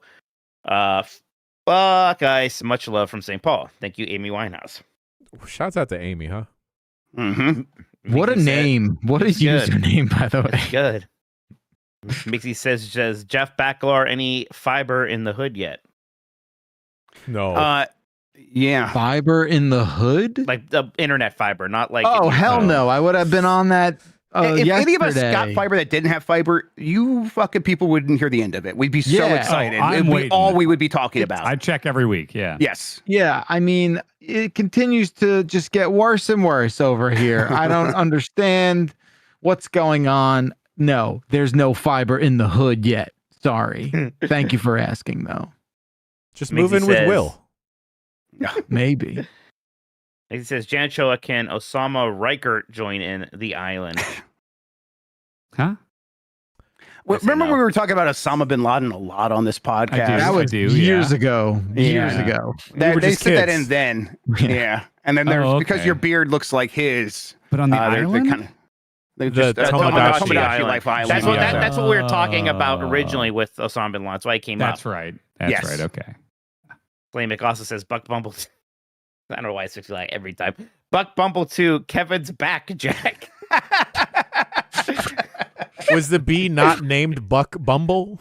No, his name was His name is Kevin. absolutely Buck Bumble. To be clear. I think it was Kevin the bee. Yeah, Kevin the Bee. No, that's the Cheerios bee, right?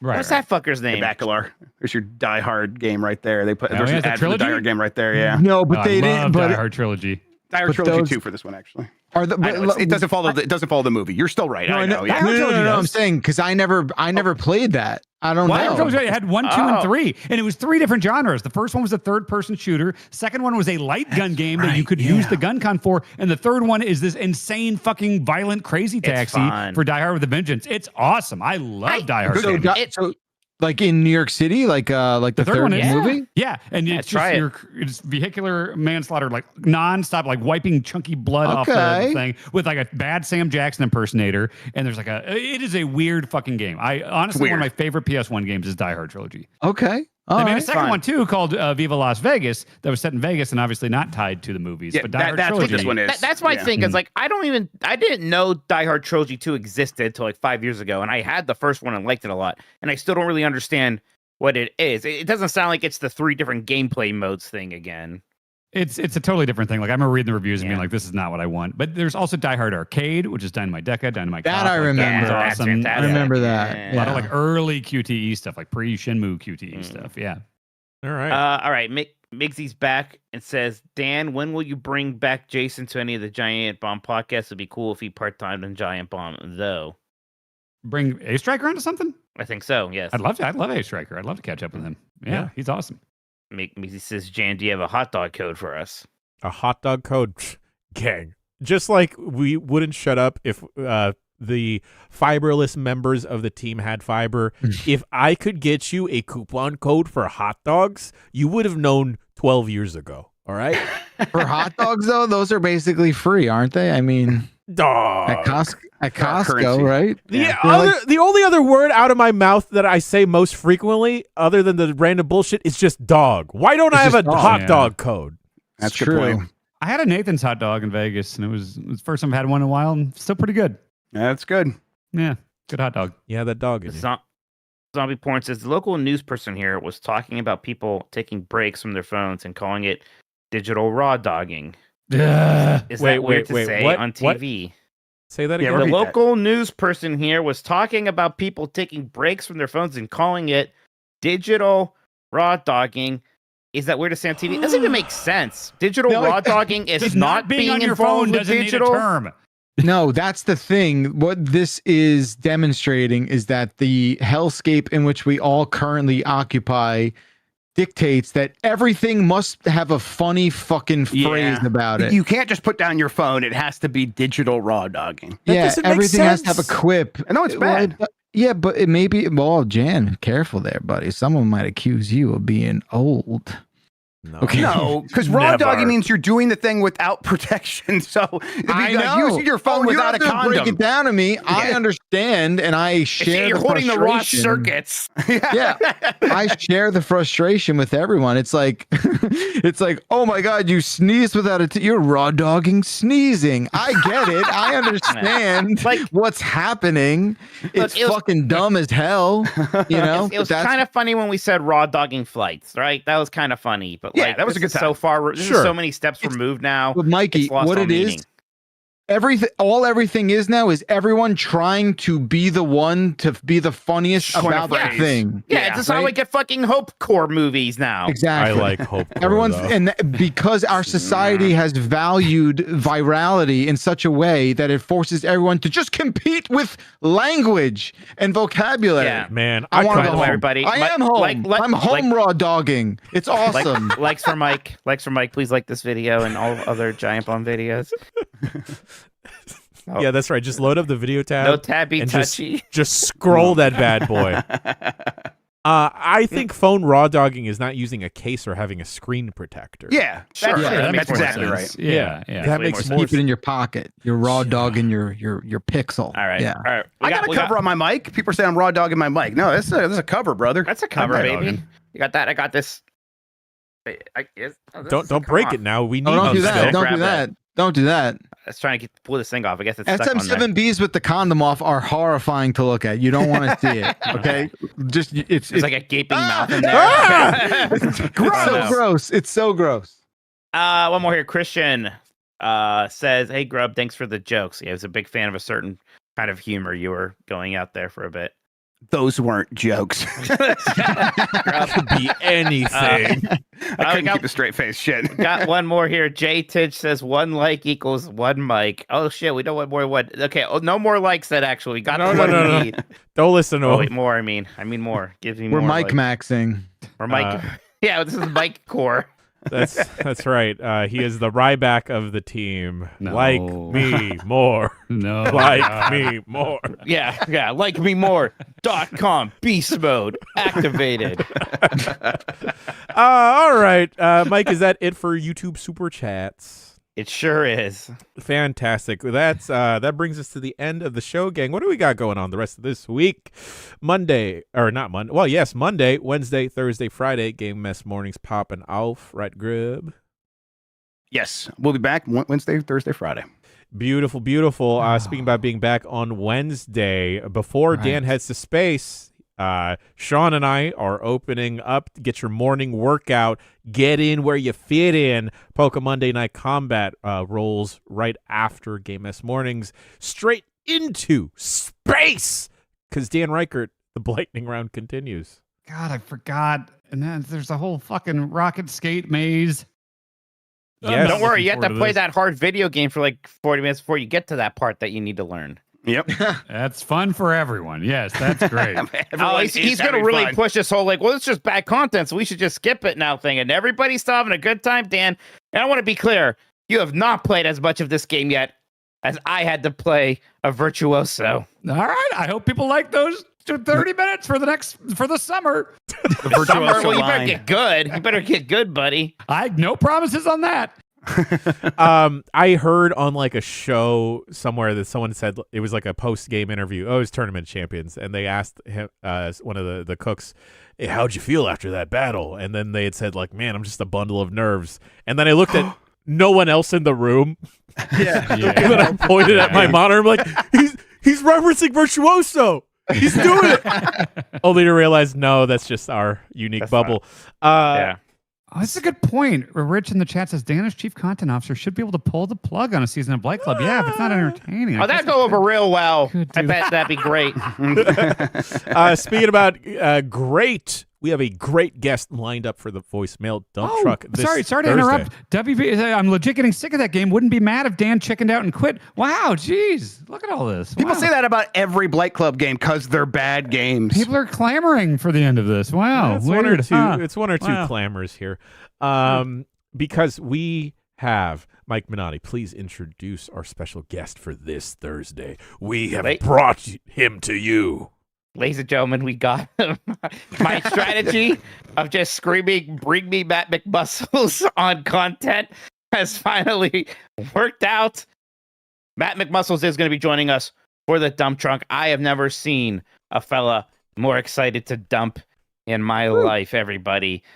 So, yeah, I'm super excited to be on a show with Matt. I think everyone's going to love him. He's a fantastic person, makes fantastic videos. He just did a video about the Virtual Boy over on his YouTube channel. So check out his What Happened with the Virtual Boy. Very excited that Matt is going to grace us with his skeleton presence. Beautiful. And then after voicemail dump truck, the hottest dating show continues with Marry Me Tomodachi. Friday, gang, UPF. I believe we got a grab bag going on, so we'll have a variety show of goodness for you. Boys, anything that I missed out on happening this I guess week? we could just say I'm fine saying this now. We are halfway through a recording of something, a emergency demo derby that we are recording. Somebody brought something to my attention from a demo derby, and so we immediately pulled out the old PS1, and that'll be up in the near future, maybe this weekend or so if we can record that. Hell yeah. Quick looks potentially dropping left and right, folks. We'll let you know when those happen. We have two new super chats. Mikey, can you hit me with them real quick? One's from Christian, one is from Rogue 702. That's right. Rogue says, hey, Jen, Jollibee is doing a collab with Final Fantasy 14 starting today. Fuck! Make sure to check it out and get some merch before you start playing Final Fantasy 14. Ah, man, I gotta get the wheels rolling on this show then, huh? Yep. Christian says, I'm super tired of Dan having to repeat parts of that game all the time. Well, Interesting. Many people are saying, I've heard. Dan, Christian has so many bad opinions. We don't have to worry about this Christian guy more we don't and more. have to worry about what Christian thinks. I think he's got great opinions. I like this guy. We don't have to worry. Folks, that does it for this week. That has been another episode of the Giant Bombcast. He's been Jeff, he's been Jeff, he's been Mike, he's been Dan. Shouts out to Chuck, shouts out to Sean, shouts out to Will. I've been Jan. We'll see you next week for another episode of the Giant Bombcast. Until then, goodbye. Smart marks don't drink juice. Antonio Morales says he's free to start Space Marines anytime, penis.